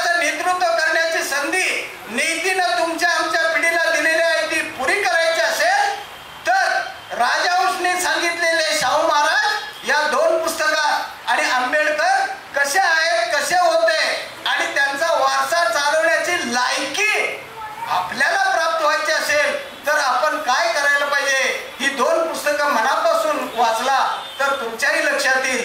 जाता जाता मी एवढंच सांगेन, कपिल थांबू नको. 40 वर्षानं जन्माला आलाशील, मगाशी सांगितलं मी. माझ्या नंतर मला अजून 19 वर्ष शिल्लक आहे, तुला अजून 40-50 वर्ष 45 वर्ष शिल्लक आहे. थांबायचं नाही, देत का? आणि जिथं असेल तिथं मी असाच येतो. माझं आडनाव माहित आहे तुम्हाला. घरात ठेवून येत नाही, हातात घेऊन येतोय. हातात घेऊनच कुऱ्हाड येतोय. आणि हे जे आहे 2 तू प्रकाशक आहेस तो. आणि कोण प्रकाशक? दुसरं पुस्तक प्रकाशित करणारा कोण? कुठं आहे तो? होय, वा वा, बेस्ट. वहिनी प्रकाशिका, ही 2 आडदांड जनावर अशीच सांभाळा. अशीच सांभाळा. ही समाजासाठी उपयोगी पडणारी आहे. होय होय, उपयोगी पडणारी आहे. ही अशीच सांभाळा. एवढंच सांगतो आणि स्वतःला तूर्त थांबवतो. रिपब्लिकन पार्टी ऑफ इंडियाचे जिल्हाध्यक्ष, आंबेडकरी चळवळीतला धगधगता अंगारून आम्ही ज्यांच्याकडे बघतो ते आदरणीय उत्तमदादा कांबळे यांचं या ठिकाणी आगमन झालं. त्यांचं स्वागत मी विनम्रपणे सांगतो की त्यांचं स्वागत या ठिकाणी शाहू महाराजांची प्रेम करावं. आदरणीय डॉक्टर मिनल राजहंस मॅडम आणि शोभा चाळके मॅडम यांच्या मंगल हस्ते आदरणीय दादांचा सन्मान या ठिकाणी संपन्न होतोय. टाळ्यांच्या गजरामध्ये दादांचं स्वागत आपण करूया.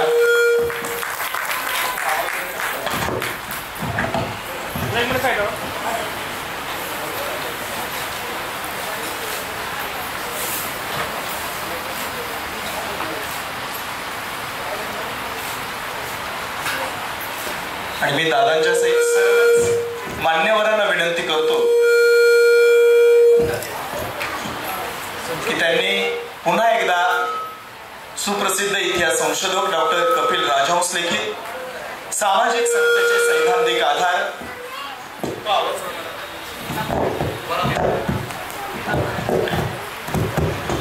सामाजिक समतेचे सैद्धांतिक आधार राजर्षी शाहू महाराज आणि डॉक्टर बाबासाहेब आंबेडकर परस्पर संबंध व architect of social justice doctor B.R. Ambedkar contribution to Indian society या पुस्तकाचा प्रकाशन सोहळा पुनश्च एकदा करावा अशी विनंती करतो.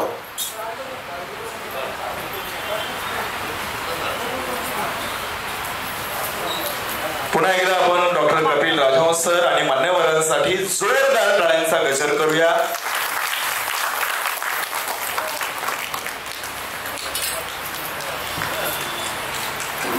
बोला छत्रपती शाहू महाराजांचा. जरा मोठ्यानं छत्रपती शाहू महाराजांचा. डॉक्टर बाबासाहेब आंबेडकरांचा. मान्यवरांनी स्थानापन्न व्हावं.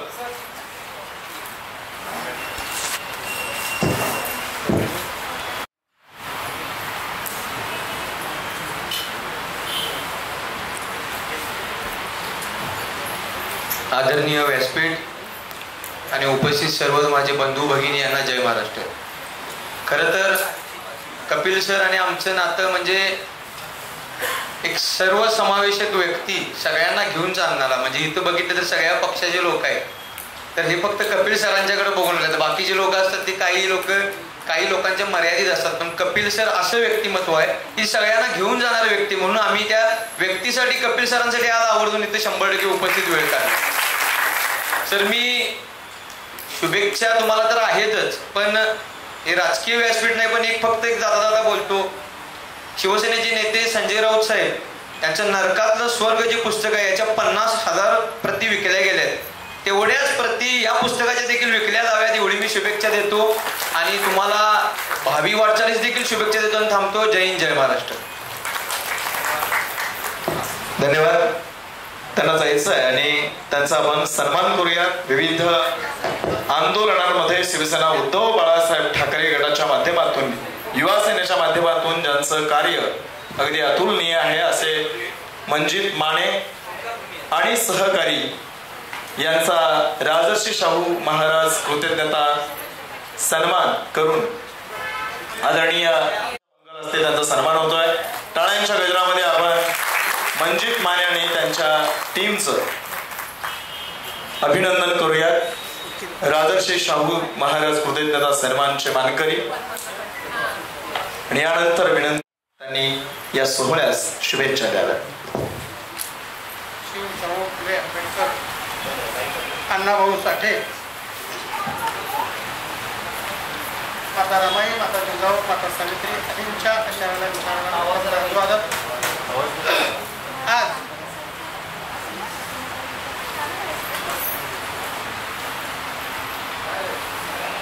डॉक्टर कपिल राजहंस यांनी लिहिलेल्या लोकराजा छत्रपती शाहूराजांच्या विचाराचा आणि डॉक्टर बाबासाहेब आंबेडकरांच्या विचाराचा जो पुस्तक रूपी ठेवा आज प्रकाशित आहे. या प्रकाशन सोहळ्यासाठी उपस्थित असलेले आंबेडकरी चळवळीतील धुरंधर नेते, कर्नाटक आणि महाराष्ट्रामध्ये ज्यांनी अत्यंत चांगल्या प्रकारे आपल्या कामाचा ठसा उमटवलेला आहे ते प्राध्यापक सुरेश कांबळे सर, ज्यांनी आता आपलं मनोगत व्यक्त केलं. ते सामाजिक समतेच्या विचाराचे लेखक आणि आमचे मार्गदर्शक आदरणीय कुराडे सर. या कार्यक्रमासाठी उपस्थित असलेले आदरणीय आमचे मार्गदर्शक प्राध्यापक Amar Kamble sir, doctor Pravin Kodolikar sir. या कार्यक्रमासाठी उपस्थित असलेले सर्वच नेतेगण आणि खास करून या दोन्ही पुस्तकाचे लेखक आदरणीय डॉक्टर कपिल राजहंस सर आणि ज्यांनी ही पुस्तकं प्रकाशित केली ते आमचे मित्र अनिल मम्माने, आमच्या मिनंताई आणि शोभाताई. या सगळ्यांना खरं तर धन्यवाद द्यायला की आज समाजाला विचाराची गरज असताना, महापुरुषांचा विचार तळागाळापर्यंत पोचायची गरज असताना कपिल सरांनी ती गरज ओळखून ही पुस्तकं प्रकाशित केली. अनिल अत्यंत चांगल्या पद्धतीनं प्रकाशन करतो, पण अनिलला 100% मी आलेल्याचा धक्का बसला. दादाला निमंत्रण नाही, काय नाही, कसा. पण अनिल, कपिल सर आणि आमचं जे नातं आहे ते नाही ना, तर ते अनिलचं आणि आमचं गंमत कशी आहे माहिती आहे की सर लेखक आणि चिकित्सक असायला पाहिजे, तो प्रकाशकाला चिकित्सक असायला पाहिजे. समाजाला जे हवं आहे ते द्यायला पाहिजे. समाजाला जे हवं नाही ते पुढं समाजाच्या येता कामा नाही याची जबाबदारी ती प्रकाशकांना घ्यायला पाहिजे, असा माझा छोटासा वाद आहे. काहीही आहे, उत्तम कांबळे जर का समाजाच्या पुढं जायला लायक नसेल तर उत्तम कांबळे समाजाच्या पुढे येता कामा नाही ही खबरदारी प्रकाशकांना घ्यायला पाहिजे. असा साधा प्रश्न आहे प्रकाश जामचा. त्यामुळे कदाचित अनिलला वाटलं असेल की दादा कसे आले, दादा कसे आले. जिथं जिथं विचाराचा जागर असेल, जिथं जिथं विचार असेल तिथं तिथं रिपब्लिकन पक्षाचा आणि सामाजिक विचाराचा कार्यकर्ता म्हणून मी निश्चितपणानं तिथं असणार. खरं तर या पुस्तकाचं जे लेखन आहे ते अत्यंत सूक्ष्मपणाने आणि अत्यंत बारकावे काढून समाजाला जे हवं आहे, समाजाला जसा बाबासाहेब हवा आहे, समाजाला जसा शाहू महाराज हवा तशा पद्धतीनं ठेवायचं काम कपिल सरांनी केलेलं आहे. आणि हे कपिल सरांनी निश्चितपणानं इथून पुढच्या काळामध्ये सुद्धा अत्यंत चांगल्या पद्धतीनं लिखाणाचं काम करावं. सर, आम्ही तुमच्या पाठीशी नेहमी आणि नेहमीच असेल याबद्दल कोणत्याही प्रकारची शंका नाही. मगाशी जाता जाता कुराडे सर म्हटले की उत्तम कांबळे आम्ही इथं आहे, बाहेर आम्ही वेगळं आहे. माझं सर असं मत आहे, आम्ही एखाद्या देवळात गेलो म्हणजे आम्ही भजलो असं नाही, त्या देवाला मानलं असं नाही. आमच्या मनात जो विचार आहे तो विचार कदापिही कोणीही काढून घेणार नाही. लास्ट आणि बेस्ट बाबासाहेब. त्यामुळं आम्ही देवळात गेला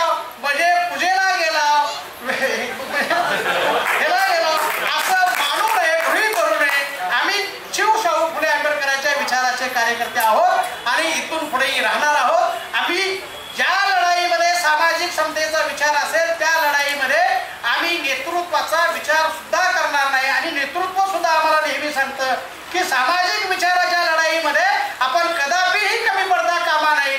आणि त्यामुळं सर आमच्याबद्दलचा गैरसमज आपण काढून टाकावा अशी विनंती करतो. आणि या पुस्तक प्रकाशनाच्या निमित्तानं मी कपिल सरांना लाख सदिच्छा देतो. कपिल सर इथून पुढे अत्यंत चांगल्या पद्धतीची पुस्तकं लिहा. आणि ह्या दोन ताईंना, मिनलताई आणि शोभाताईंना मी अत्यंत नम्रपणे विनंती करतो की आता अनिलला जरा मागं ठेवा आणि तुमची लढाई चालू राहू द्या. कारण अनिल कोल्हापूरच्या ह्याच्यावर लय आलाय. आता आमच्या भगिनी यायला पाहिजेत आणि त्या भगिनी यायसाठी तुम्ही दोघींनी अत्यंत प्रामाणिकपणे काम करावं. आणि तुमच्या कामासाठी सुद्धा तुम्हाला लाख सदिच्छा. जय भीम. धन्यवाद दादा. ज्येष्ठ आंबेडकरवादी विचारवंत, आनंदराव पाटील कॉलेज बेनाडीचे प्राचार्य आणि डॉक्टर बाबासाहेब आंबेडकर विचार मंच निप्पाणीचे अध्यक्ष आदरणीय डॉक्टर सुरेश कांबळे सरांना विनंती करतो की त्यांनी अध्यक्ष मनोगत व्यक्त करावं. लोकेश, माझा आवाज येतोय? लोकेश, आमचा एक कार्यकर्ता मित्र आहे की माईक बदला तुमचा, इथं आवाज बरोबर येईल. माईकवर बोलायची सवय असल्यामुळे या ठिकाणी माझा आवाज येतो बरोबर. खऱ्या अर्थानं या सर्व विचारवंतांच्या कुटुंबामध्ये कपिल सरांनी मला का ज्येष्ठ विचारवंत म्हटलं हे सगळ्यांत जागतिक आश्चर्य आहे माझ्या दृष्टीने. कारण मी विचारवंत ही संकल्पना मी कधी लावून घेतलेली. आणि मी सरांना विचारलं की मला विचारवंत असं का म्हटलं होतं, मी त्या कार्यक्रमाचा अध्यक्ष का म्हटलं.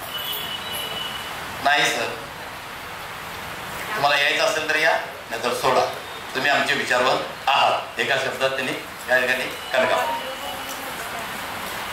कारण मला असं वाटत होतं की एखादं सुंदर तळ आहे आणि त्या तळ्यामध्ये जगातला सर्वात सुंदर पक्षी राजहंस पक्षी आहे. आणि त्या राजहंस पक्ष्यांचं थवं होतं आणि त्या थव्यातलं मी एक बदक होतो. आणि मला सुद्धा त्यांनी राजहंस केले, त्यांना आडनावानं राजहंस आहे लक्षात घ्या.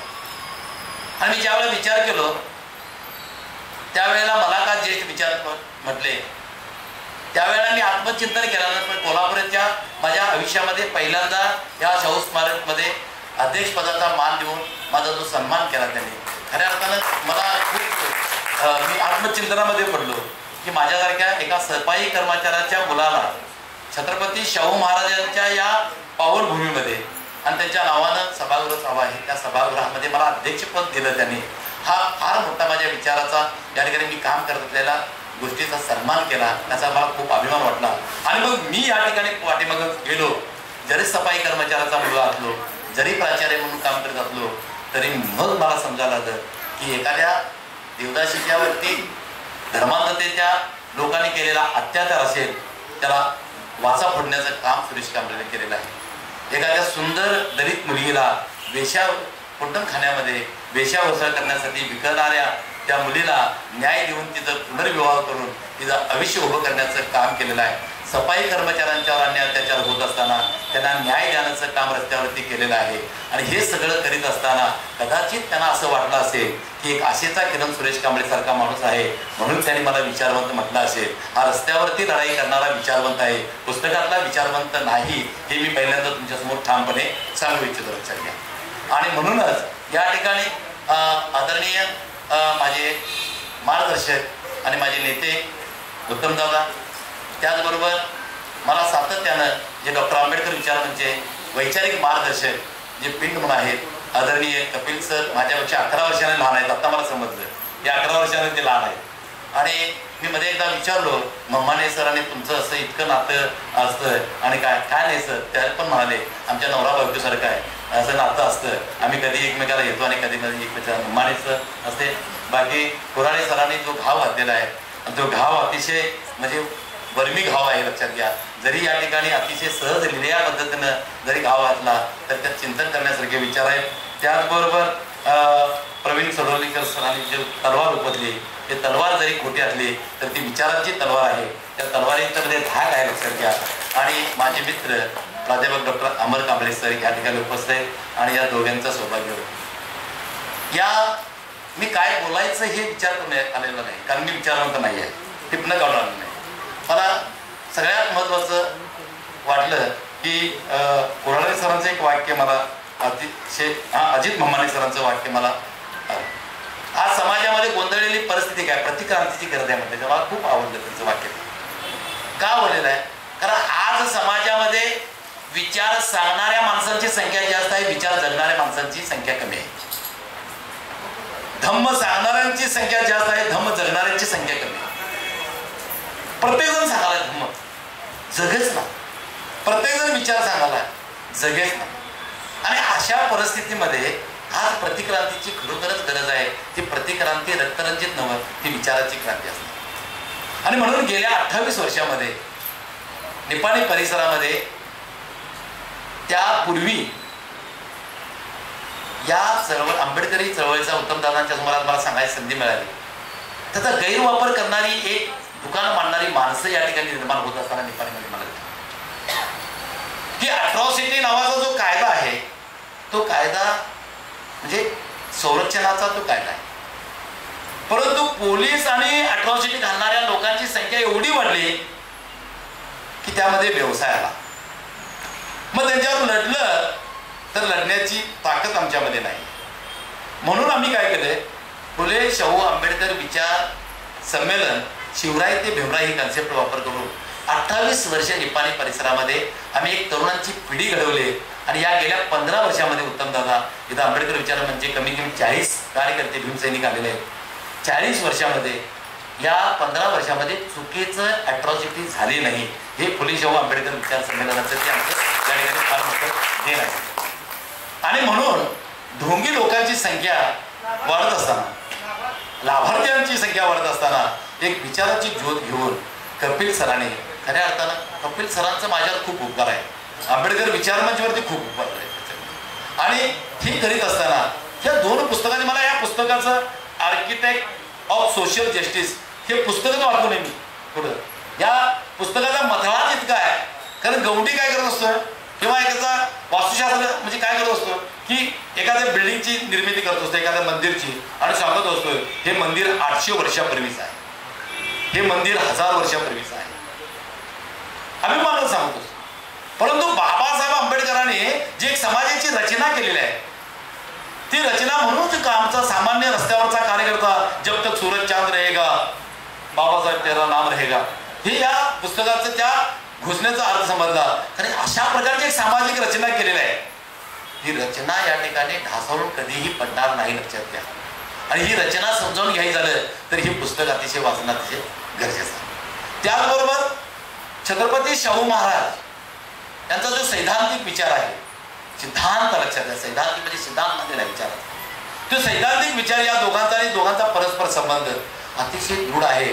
म्हणूनच ही शाहू नगरीपासून संपूर्ण भारत देशामध्ये फुले शाहू आंबेडकर. आणि मग नंतर मला वाटलं 3ऱ्या पुस्तकाचं एक लिखाण करावं होतं महात्मा ज्योतिबा फुलेंचं. नाही, या संदर्भात तिथं शाहू झाले, महात्मा आंबेडकर झाले, आणि हे 3ही पुस्तकांचं झालं असतं ती उणी माझ्या मनामध्ये भासत होते. परंतु या ज्या प्रकाशिकाच आहेत त्या सावित्रीच्या 2 लेखी या ठिकाणी असल्यामुळं फुलेची सुद्धा या ठिकाणी कमतरता आपल्याकडे म्हणजे भाजलेली नाही. उद्देश सांगायचा काय, सध्याच्या परिस्थितीमध्ये प्रतिक्रांती हा शब्द मला खूप भावला. कारण वयाच्या 55व्या वर्षी सुद्धा मी अभिमानानं सांगतो, निपाणी परिसरामध्ये 500 अशा प्रकारचे एक आंबेडकरी चळवळीचे कार्यकर्ते, ते कुठल्या राजकारणामध्ये असणार नाहीत, कुठल्या वेगळ्या वेगळ्या विचारामध्ये असणार नाहीत, चांगल्या आंबेडकरी विचार गतिमान करणाऱ्या चळवळीमध्ये असणारे एक 500 तरुण मी आज तयार केलेले. उत्तमदादा, मला अभिमान वाटतो की एकच मेसेज मी करतो की या ठिकाणी आज बैठक आहे आणि वेळ असेल, कपिल सर वेळ असेल, ज्याला वेळ नाही त्यांनी अजिबात यायचं नाही. 200 कार्यकर्ते आजही निपाणी परिसरामध्ये येतात. ही छाती ठोकपणे मी सांगतो. ही चळवळीची ताकद आहे. सांगायचा उद्देश काय, निपाणी परिसरामध्ये उत्तमदादासारख्या माणसाची आम्हाला कमतरता आहे चळवळ करण्यासाठी. तर रस्त्यावरची लढाई लढणारी माणसं, मला आज उत्तमदादांचं एक वाक्य, त्यांनी माझ्या मनातला जो गैरसमज आहे की ज्या म्हणजे विचार सोडून मी काहीही करणार नाही. ज्या मंदिरामध्ये असलो तरी ते विचार सोडून काम करणारी फार मोठं त्यांचं वक्तव्य या ठिकाणी आम्हाला संपूर्ण महाराष्ट्राला, संपूर्ण कोल्हापूर जिल्ह्याला त्यांनी दिलेलं आहे. आणि अशा परिस्थितीमध्ये एक चिंतनशील कार्यकर्ता म्हणून, एक आंबेडकरी विचाराचा कार्यकर्ता म्हणून, एक सन्मानानं राहण्यासाठी आम्हाला काय रचना करताय बाबासाहेब आंबेडकरांनी केलेलं आहे. परंतु बाबासाहेब आंबेडकरांचा वारसदार म्हणून सांगणारे जी येणारी जी पिढी आहे त्या पिढीची रचना कशी करायचं आहे हा मोठा प्रश्न आहे. त्यासाठी प्रतिक्रांतीची गरज आहे. आणि ही प्रतिक्रांती करत असताना कुणालाही न दुखवता अशा प्रकारची क्रांती करूया की समाजातला आज जन्माला आलेल्या मुलांच्या पासून जे विचारापासून भरकटत चाललेली जी मुलं आहेत त्यांची रचना, जी वैचारिक रचना आहे ती वैचारिक रचना करणं अतिशय गरजेचं आहे. आणि म्हणून मी सांगतो तुम्हाला, मी सगळ्यांना सांगतो, वयाच्या म्हणजे 29वे संमेलन आहे त्या संमेलनात तुम्ही या. संपूर्ण महाराष्ट्रातले विचारवंत आहेत. 2दा उत्तम दादा पण आले होते. कपिल सर तर साम दाम दंड आम्हाला मदत करत असतात. तुम्ही या त्या ठिकाणी एक आंबेडकरी विचाराची एक मनोभूमी आहे. निप्पाणी हे जे शहर आहे संपूर्ण महाराष्ट्र आणि कर्नाटकातले पुण्यातले प्रस्थापित जे लोक असं आमच्यापासून विचारवंतांनी सांगितले आहेत हे तुम्हाला जमलं कसं. एक लक्षात घ्या, जाती अंताची लढाई सुद्धा एक वाक्य आलं सरांनी बोलले.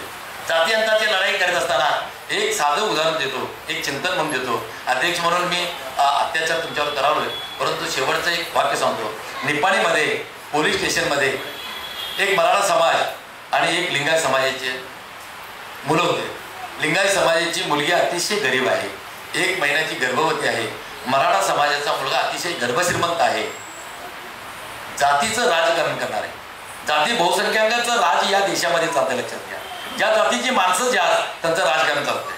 नेपाळमध्ये पर्टिक्युलर मराठा आणि लिंगायत हे जातीनं संख्येनं जास्त असल्यामुळं एक तर मराठाचा आमदार नाहीतर एक तर लिंगायताचा आमदार होऊ शकतो. हे राजकारणाबद्दल जातीचं गणित आहे. आणि एकमेकांच्या विरोधात ही माणसं असताना या ठिकाणी श्रीमंत असलेल्या बापानं सर्व पक्षीय लोकांना एकत्र केलं आणि या मुलाला त्या मुलीपासून मला वाचला. रात्री 11 वाजेपर्यंत संघर्ष आहे पोलीस स्टेशनमध्ये. PSIच्या डोक्यावरती प्रचंड दबाव आहे. केवळ त्या मुलीचं बरोबर लग्न होऊ नये अशा प्रकारची व्यवस्था. राजकारणामध्ये एकमेकांच्यावर भांडणार होते, परंतु इथं जो संघर्ष होता तो जातीचा संघर्ष नव्हता, इथं गरीब श्रीमंतीचा संघर्ष होता. संघर्षाचे वेगवेगळे पैलू वेगवेगळ्या ठिकाणी ठरत असतात. आणि मग त्यावेळेला नाईलाज असतं. उमा गौडा म्हणून PSI आमच्याला आजही कार्यरत आहेत. आणि त्या स्त्रीला असं झाली मला रात्री 11 वाजता फोन आला, सर तुम्ही महात्मा फुले आज बनायला पाहिजे. पटणं या ठिकाणी फोन बंद केला. पोलीस स्टेशनमध्ये धावून आलो आणि आंबेडकरी विचाराचा खाक्या काय असतो, प्रस्थापित राजकीय सर्व लोकांना या ठिकाणी जे धमकावण्याचे शब्द बाबासाहेब आंबेडकरांच्या, फुले शाहू आंबेडकरांच्या विचाराचे शब्द ज्या ठिकाणी वापरलो एकटाही तिथं राहिला नाही. रात्री 12 वाजता त्यांचं लग्न झालं आणि लग्न होऊन या जाती अंताच्या लढाईला मी पूर्णविराम देण्याचं काम या ठिकाणी केलं. आणि म्हणून या ठिकाणी आज त्यानंतर मला 25,000 रुपयाचा आहेर घेऊन माझ्या घरी आले. आणि तुमच्यामुळं तोच मराठा समाजाला इतकी सुंदर मुलगी, एक गर्भधारणा असलेली मुलगी आमच्या घरामध्ये तुमच्या भूमिकेमुळे मला आली. अतिशय चांगली मुलगी आहे. हे जे समाधान आहे ते समाधान मिळवण्याचं सर्वांनी आपण काम करूया. सामाजिक रचनेची जी आहे रचना आहे ती रचना करत असताना आपण जे बांधकाम करावं, आम्ही सुद्धा एक रचनेतला भाग आहे. लक्षात घ्या, ते गौंडी म्हणूया आपण काय होते. आणि अशा ठिकाणी म्हणून या ठिकाणी आजपर्यंत जी रचना आहे त्या रचनेचा आपण एक भाग म्हणूया. या पुस्तकाचा आपण प्रेरणा घेऊया. कपिल सरांनी आम्हाला खूप मोठं, मला तर फार मोठा सन्मान त्यांनी या ठिकाणी दिलेला आहे. आणि त्या सन्मानाबद्दल मी त्यांचं आंबेडकर विचार मंचच्या वतीनं मी आभार मानतो. आणि सगळ्यात महत्त्वाचं म्हणजे की या ठिकाणी जे विचारवंत आहेत त्या विचारवंतांनी किंवा जे पुस्तक लेखकाने या समाजाची रचना करण्यासाठी, समाजातली तरुण पिढी घडवण्यासाठी इथून पुढचा काळ या ठिकाणी घालवावा अशा प्रकारची अपेक्षा बाळगतो. आणि मला इथं अध्यक्ष म्हणून माझे काय मी डायलॉग मारतो, कारण 28 वर्षाच्या फुले शाहू आंबेडकर श्रीपाल सबनीस आणि माझे सहपत्नी या ठिकाणी मला सत्कार केला. अनेक विचारवंत या ठिकाणी मी आणलं. मी कधीही स्टेजवर बसत नाही. पहिल्यांदा मी स्टेजवर बसलो 28 वर्षाचा रेकॉर्ड माझं या ठिकाणी कपिल सरांनी म्हटलं. कारण माझं एक मन आहे, कबीर म्हणतात कि ऐसी जगह बैठ के कोई ना बोले उठ, ऐसी जगह बैठ के कोई ना बोले उठ, ऐसी बाणी बोल के कोई ना बोले झूठ. ही बाणी घेऊन या ठिकाणी कबीर सरांनी म्हणजे कबीरचं मी विचार घेऊन वागत असताना सुद्धा मला त्या खुर्चीवर बसवलं. त्याचबरोबर कबीर यांचं दुसरं एक वाक्य मला खूप आवडतं. जब हम पैदा हुए, जब हम पैदा हुए जग हसे हम रोए, जब हम पैदा हुए जग हसे हम रोए, ऐसी करणे कर जग रोए हम हसे. अशा प्रकारचं जे विचारधारा आहे त्यात फार मोठा विचार आहे. तो विचार घेऊन चाललेले आदरणीय माझे मार्गदर्शक, जरी लहान वयानं लहान असले, मला अतिशय सारखं वैचारिक खात देणारे कपिल सरांनी मला या ठिकाणी सन्मान केला. आणि आंबेडकरी विचाराच्या या कार्यकर्त्यांना तुमचे विचार, चांगल्या विचारांचे विचार ऐकवला त्याबद्दल मनपूर्वक धन्यवाद म्हणून मी या ठिकाणी थांबतो. धन्यवाद. धन्यवाद सर. रात्र झाली, अरे पुन्हा आयुष्याच्या पेटवा मशाली. या धर्मांधवादी आणि जातीयवादी विचारांचं जे थैमान या ठिकाणी मांजलेलं आहे, पण तरी सुद्धा मशाली घेऊन इथं या अंधाराला घालवण्याचं काम अनेक कार्यकर्ते करतायत. आणि त्यांचा या प्रकाशन सोहळ्याच्या निमित्तानं राजर्षी शाहू महाराज कृतज्ञता सन्मान करण्यात येणार आहे. त्याचं वाचन आदरणीय कपिल राजहंस सरांनी करावं अशी मी त्यांना विनंती करतो. तर पावसाचं वातावरण आहे त्यामुळे कार्यक्रम जास्त लांबणार नाही याची दक्षता आम्ही घेतली होती. पण काही अशी लोक आमच्यामध्ये जी तळागाळापर्यंत काम करतात, पण त्यांची दखल घेणं शाहू जयंतीच्या निमित्तानं आम्हाला गरजेचं वाटतं. त्यामुळे अशा लोकांचा सन्मान आम्ही घरगुती पद्धतीने करतो. हा पुरस्कार नाही हे पहिल्यांदा लक्षात घ्या, त्यांचा सन्मान करतोय आपण. सगळ्यात पहिल्यांदा जो सत्कार किंवा सन्मान आम्ही करतो तो सगळी प्रस्थापित व्यवस्था संविधान संपवण्यासाठी जागी झाली असताना किंवा तसा चंग बांधले असताना कोल्हापूरच्या एका पोरानं शासनाच्या योजनांचा आलेला रथ अडवला आणि तासाभरात तो व्हिडिओ पूर्ण देशभर व्हायरल झाला. आणि हा मुलगा कोण अशी चर्चा सगळीकडे सुरू झाली. असा आमचा मित्र राजवैभव शोभा रामचंद्र, संविधान संवादक नावाची टीम आणि संविधानावर मूलभूत काम करणारी फळी तो घडवतो आहे. सगळ्यात पहिला सत्कार किंवा सन्मान राजवैभव याचा मंचावर मान्यवरांनी करावा अशी मी त्यांना विनंती करतो. प्रातिनिधिक स्वरूपात राजर्षी छत्रपती शाहू महाराज यांची प्रतिमा देऊन आम्ही हा सत्कार करतो. आदरणीय उत्तमदादा आणि कोराडे सर, कांबळे सर यांना विनंती करेन की त्यांनी हा सन्मान करावा.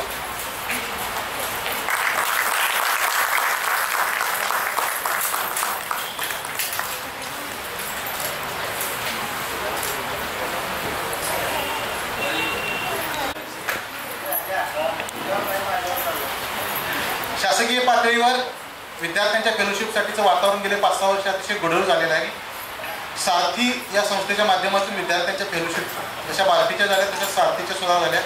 त्या बंद झालेल्या फेलोशिपसाठी आग्रही धरून कायदेशीर कलमांमध्ये अधिकाऱ्यांना नमवण्याचं काम ज्यांनी केलं ते आमचे ऋतुराजदादा माने आणि मराठा ऑर्गनायझेशनची टीम यांचा सत्कार सुद्धा मान्यवरांनी करावा अशी मी विनंती करतो. ऋतुराज माने आणि त्यांच्या टीमनं हा सत्कार स्वीकारावा.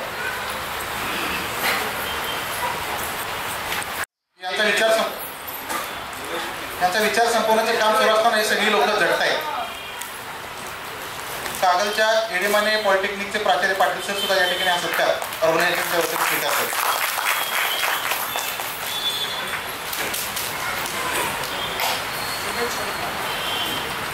यानंतर वयाच्या उत्तरतीकडे वळल्यानंतर लोक रिटायर झाल्यानंतर सगळी कामं बघून झटत असतात. असाच एक चिरतरुण आमच्यामध्ये उपस्थित आहे.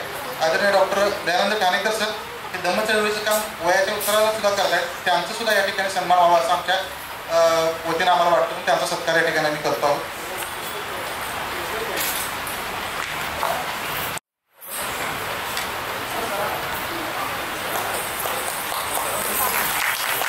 धन्यवाद ठाणेकर सर. शेखर संध्या आहेत. शेखर सर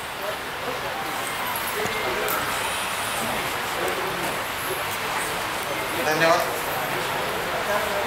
मग अशी ममाने सरांनी सांगितलं त्या पद्धतीनं आमच्या सगळ्या पुस्तकांचं किंवा प्रबोधनातल्या सगळ्या गोष्टींचं जे ग्राफिकल वर्क आहे किंवा जे दृश्य तुमच्यासमोर दिसणं आणि त्याचा वैचारिक प्रभाव तुमच्यासमोर घडवणं गरजेचं असतं.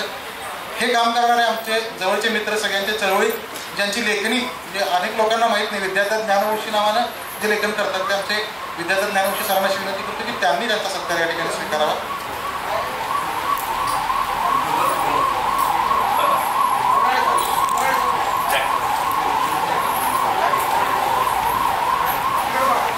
आंबेडकरी राजकारण नेमकं कुठल्या दिशेला चालू आहे याच्याबद्दलचे विद्याधर सरांचे ब्लॉग वाचण्यासारखे आहेत. कोल्हापूर महानगरपालिका असू दे, कोल्हापूरचं कोल्हापूरमध्ये आपला प्रवेश करत असताना असणारी कमान असू दे आणि आता आपण बसलेले जे शाहू स्मारक असू दे, कोल्हापुरात जिथं जिथं काहीतरी कमी पडतंय ते दुरुस्त करायचं काम ज्यांनी स्वतः आपल्या टीमच्या मार्फत स्वीकारले आणि प्रशासनाला कान पिचके द्यायची जबाबदारी ज्यांनी स्वतःवर स्वीकारली असे आमचे धडाडीचे कार्यकर्ते आणि आमचे नेते मित्र निलेश बनसोडे आणि त्यांची जी टीम आहे त्यांनी आपला सत्कार स्वीकारावा अशी मी त्यांना विनंती करतो.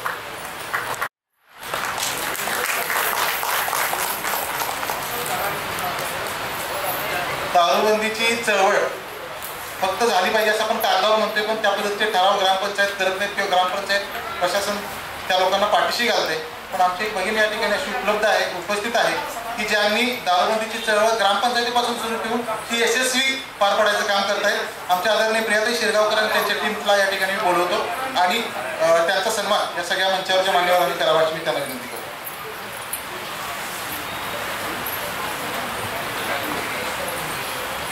दोन-तीन नाव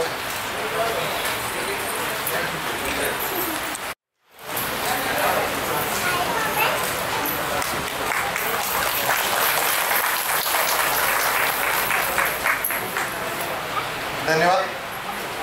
आपल्याकडे एक साधारण अशी म्हणाय किंवा असं एक म्हटलं जातं की शासकीय कर्मचारी ज्यावेळी सेवत असतो त्यावेळी तो समाजाला विसरतो आणि ज्यावेळी तो निवृत्त होतो त्यावेळी समाजाला विसरलेला असतो, कारण त्यांनी कधी समाजाची जाण ठेवलेली नसते.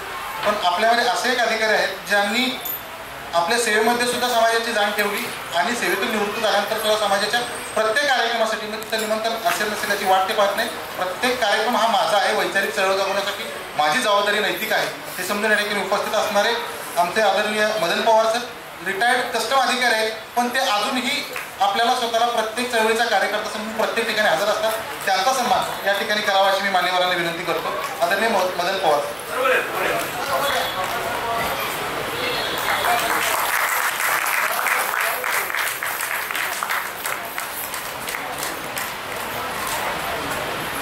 या संक्रमणाच्या वातावरणामध्ये धन्यवाद. या सगळ्या संक्रमणाच्या वातावरणामध्ये एकमेकाच्या जातीकडे बघायचा दृष्टिकोन दूषित होत असताना खुपरी परिसरातील आमचे एक मित्र फक्त मुस्लिम समाजच नाही तर मुस्लिम समाजातले इतर मुस्लिम समाज सोडून सुद्धा इतर युवकांसाठी काम करतात आणि त्या मुलांना शिक्षण आणि व्यवसायासाठी मार्गदर्शन करतात. जी लागेल ती मदत स्वतःच्या खिशात हात घालून करतात. असे आमचे इर्शाद हाफिज यांचा सत्कार आणि त्यांच्या टीमचा सत्कार करावा अशी मी मान्यवरांना विनंती करतो.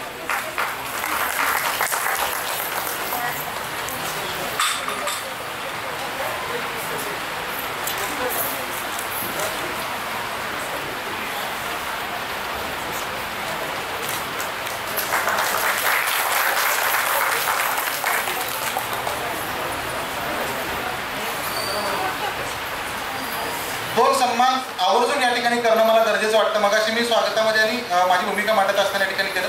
सामाजिक न्याय विभागाच्या आमच्या दोन भगिनी या ठिकाणी उपस्थित आहेत. स्वतः अधिकारी असताना सुद्धा समाजापर्यंत त्या शासनाच्या योजना पोहोचल्या पाहिजेत यासाठी ते आवर्जूनपणे काम करतात. कारण इतर शासकीय अधिकाऱ्यांचं काही सन्मान्य अपवाद वगळतात. शासनाकडून मिळालेला निधी खालीपर्यंत किती जातो हे या संशोधनाचे विषय असताना या दोन आमच्या भगिनी तळागाळापर्यंत काम करतात. आदरणीय राहुल मॅडम आणि सावंत मॅडम यांनी आपला सन्मान या ठिकाणी स्वीकारावा अशी मी त्यांना विनंती करतो.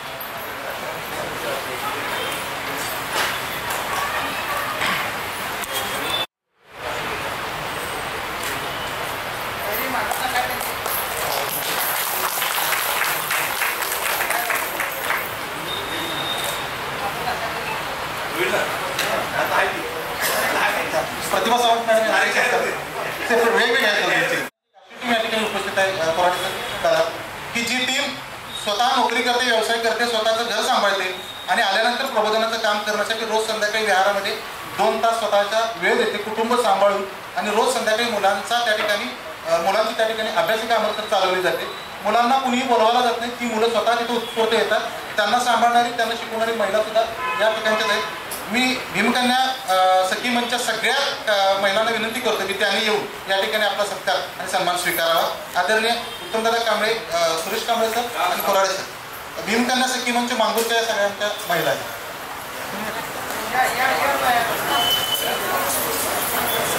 प्रातिनिधिक स्वरूपात एक 4-5 लोक तुम्ही ठरवावी बोलवा सगळ्याच या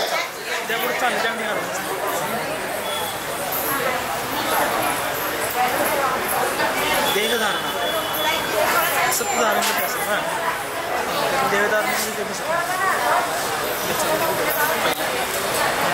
थोडंसं फास्ट कार्यक्रम संपतो.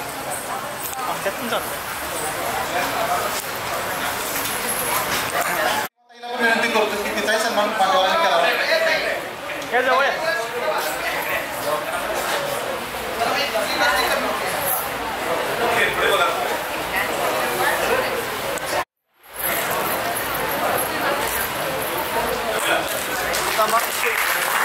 धन्यवाद.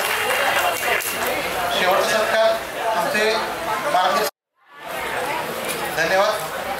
आणि आपल्या सगळ्यांचा आवडता निवेदक असणारे वैभव प्रधान यांचा सत्कार आमच्या सगळ्यांच्या वतीने करतोय, कारण सगळ्यांना दुखणारा माणूस मागे राहता कामा नये.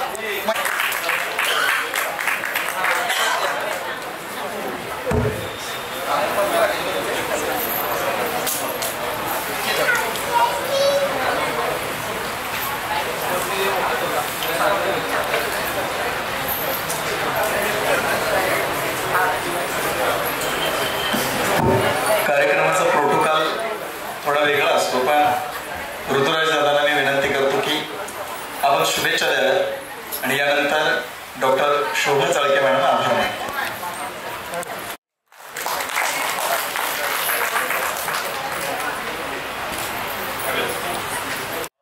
आमच्या संस्थेचं नाव मराठा ऑर्गनायझेशन आहे. इथं मराठा ऑर्गनायझेशन म्हणलं की सगळ्यांना वाटेल फक्त मराठा समाज, तर आमची संस्था मराठा ऑर्गनायझेशन नावासाठी मराठा या व्यापक संकल्पनेतून काम करते. 23 जिल्ह्यामध्ये आमची संस्था काम करते. आणि तुम्हाला माहीतच सांगतो, या संस्थेचं उद्घाटन आहे ते डॉक्टर प्रवीण कोरोडीकर सरांनी केलं होतं. आणि नेहमीच राजाभाऊ सर असतील, कोरोडीकर सर असतील, ममाने सर असतील, त्यांचं कायम संस्थेला आमच्या मार्गदर्शन असतं. त्याचबरोबर संस्थेला जी पहिली देणगी दिली होती ती पण कोरोडीकर सरांनी दिली होती. हे मी आवर्जून सांगायचं म्हणून आलो इथे. मी आभार मानण्याची विनंती करतो डॉक्टर शोभा चाळके मॅडम.